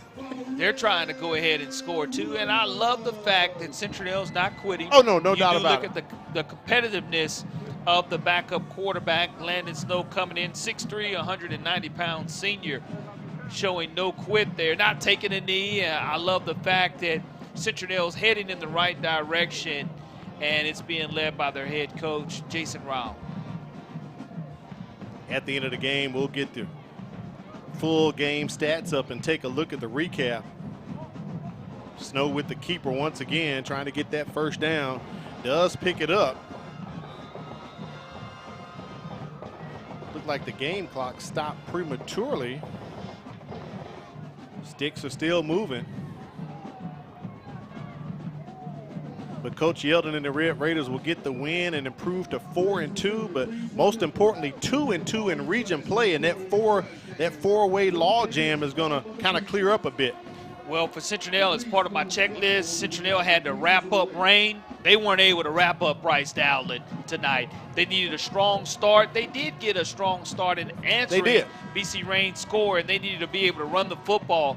Weren't able to do that, as you do look at a big-time win region-wise. Pole position favors BC Rain here, and Ben Glover, I know this stadium's named after him, but he had an opportunity here to see his Red Raiders come victorious and have a huge 5A Region 1 win. He was in the house tonight watching all the action. We appreciate you watching it with us. Kimberly Dunn trying to effort to get winning coach Lawrence Yelding, but a great night put on by the Red Raiders. It was a bit ugly at times, Corey, with some of the penalties, and here are the final stats tonight as we dig into the numbers. Don't look at that penalty. That's going to hurt your eyes, Corey. Man, almost as many penalty yardage as passing yards. Right. And you do look at the 277 rushing yards that were established by BC Rain. Huge. 6 penalties for 60. I know Coach Rao's not going to be happy about that either. The 1 turnover led to the 7 points on the board for the Red Raiders. And again, a great finish for BC Rain, coming away with a huge region win. And we talked about it earlier. It seemed as if when Ashton Wright got that interception and ran it back, it's like the light bulb went off for BC Rain. They found a new momentum. And we didn't say it, Corey, but I think Uncle Mo hopped in the car at that point. He did. The big fella wanted to take it to the house, wasn't able to, but he had his teammate offensively, Bryce Dowling, who was able to do it. Amari Yeldon was able to command this offense tonight and be very effective, making sure they didn't have any turnovers. So a huge win for Lawrence Yeldon. Makes these Red Raider fans very happy. And again, a critical 5A Region 1 matchup win that we talked about, the pole positioning for playoff position. Correct. Again, 1 year ago, the Red Raiders were not in the playoffs. No, they were not. And they wanted to make sure that they righted that ship because they had a big win over Vigra a year ago. And now that this year, they're saying, look, we want to get back and make either a road trip or somebody comes to visit us, possibly still controlling their own destiny. The new stadium can definitely add some new life to a program here at the battlefield at Ben Glover Stadium. So a great night tonight. And we have Kimberly Dunn. She's with the winning coach, Lawrence Yelding. Coach Yelding, before the game you mentioned that y'all are only guaranteed 10 games. Yes, so what does this region win mean for that potential playoff opportunity? Just another step in the right direction. I mean, you got to win. I'm thinking 5, 6 of them to get in there. So, getting that second one for us was huge. Like I said, we got, 4 more. We got to get ready for a really good team, a really good opponent on next week. So, I mean, it's just one of them things. We're ecstatic to have won, but we got to get back to work. Got to talk to them a little bit, about that last play call. We had some different call. I teach them about sportsmanship, try not doing things to embarrass your opponent. I just thought that wasn't a very good thing. So, we just got to clean up some things like that, and we'll be okay. Yeah. Yeah. Well, Coach, two names that we heard a lot tonight, Yalding and Dowlin. What can you say about those two players? It's two special kids. They've been here since they were in the 8th grade. They stayed with us. They stayed through the course. And I'm just so proud for them. Just the success they've been able to muster up here this last year. Super proud of those guys. Yeah, and proud dad too, right? Proud dad as well. Congratulations on the win, Coach. I'll let you go celebrate. Thank you, ma'am. All right, Kimberly, we appreciate that. Next week, we're taking it out to Sims for the Battle of West Mobile. But not only that, it's a top 10 battle. And not only that, the winner is going to be 7A Region 1 champ. I cannot wait for this one. If you're going, you better get there early. You might want to stay home and watch us. For Kimberly Dunn, Corey Bounty, Matt Moore, statistician, China Powell, statistician, I'm Al Wheaton, thanking you for watching our game tonight. Rain, oh my goodness, it rained tonight on the Dip. They win 47-14. Have yourself a great weekend.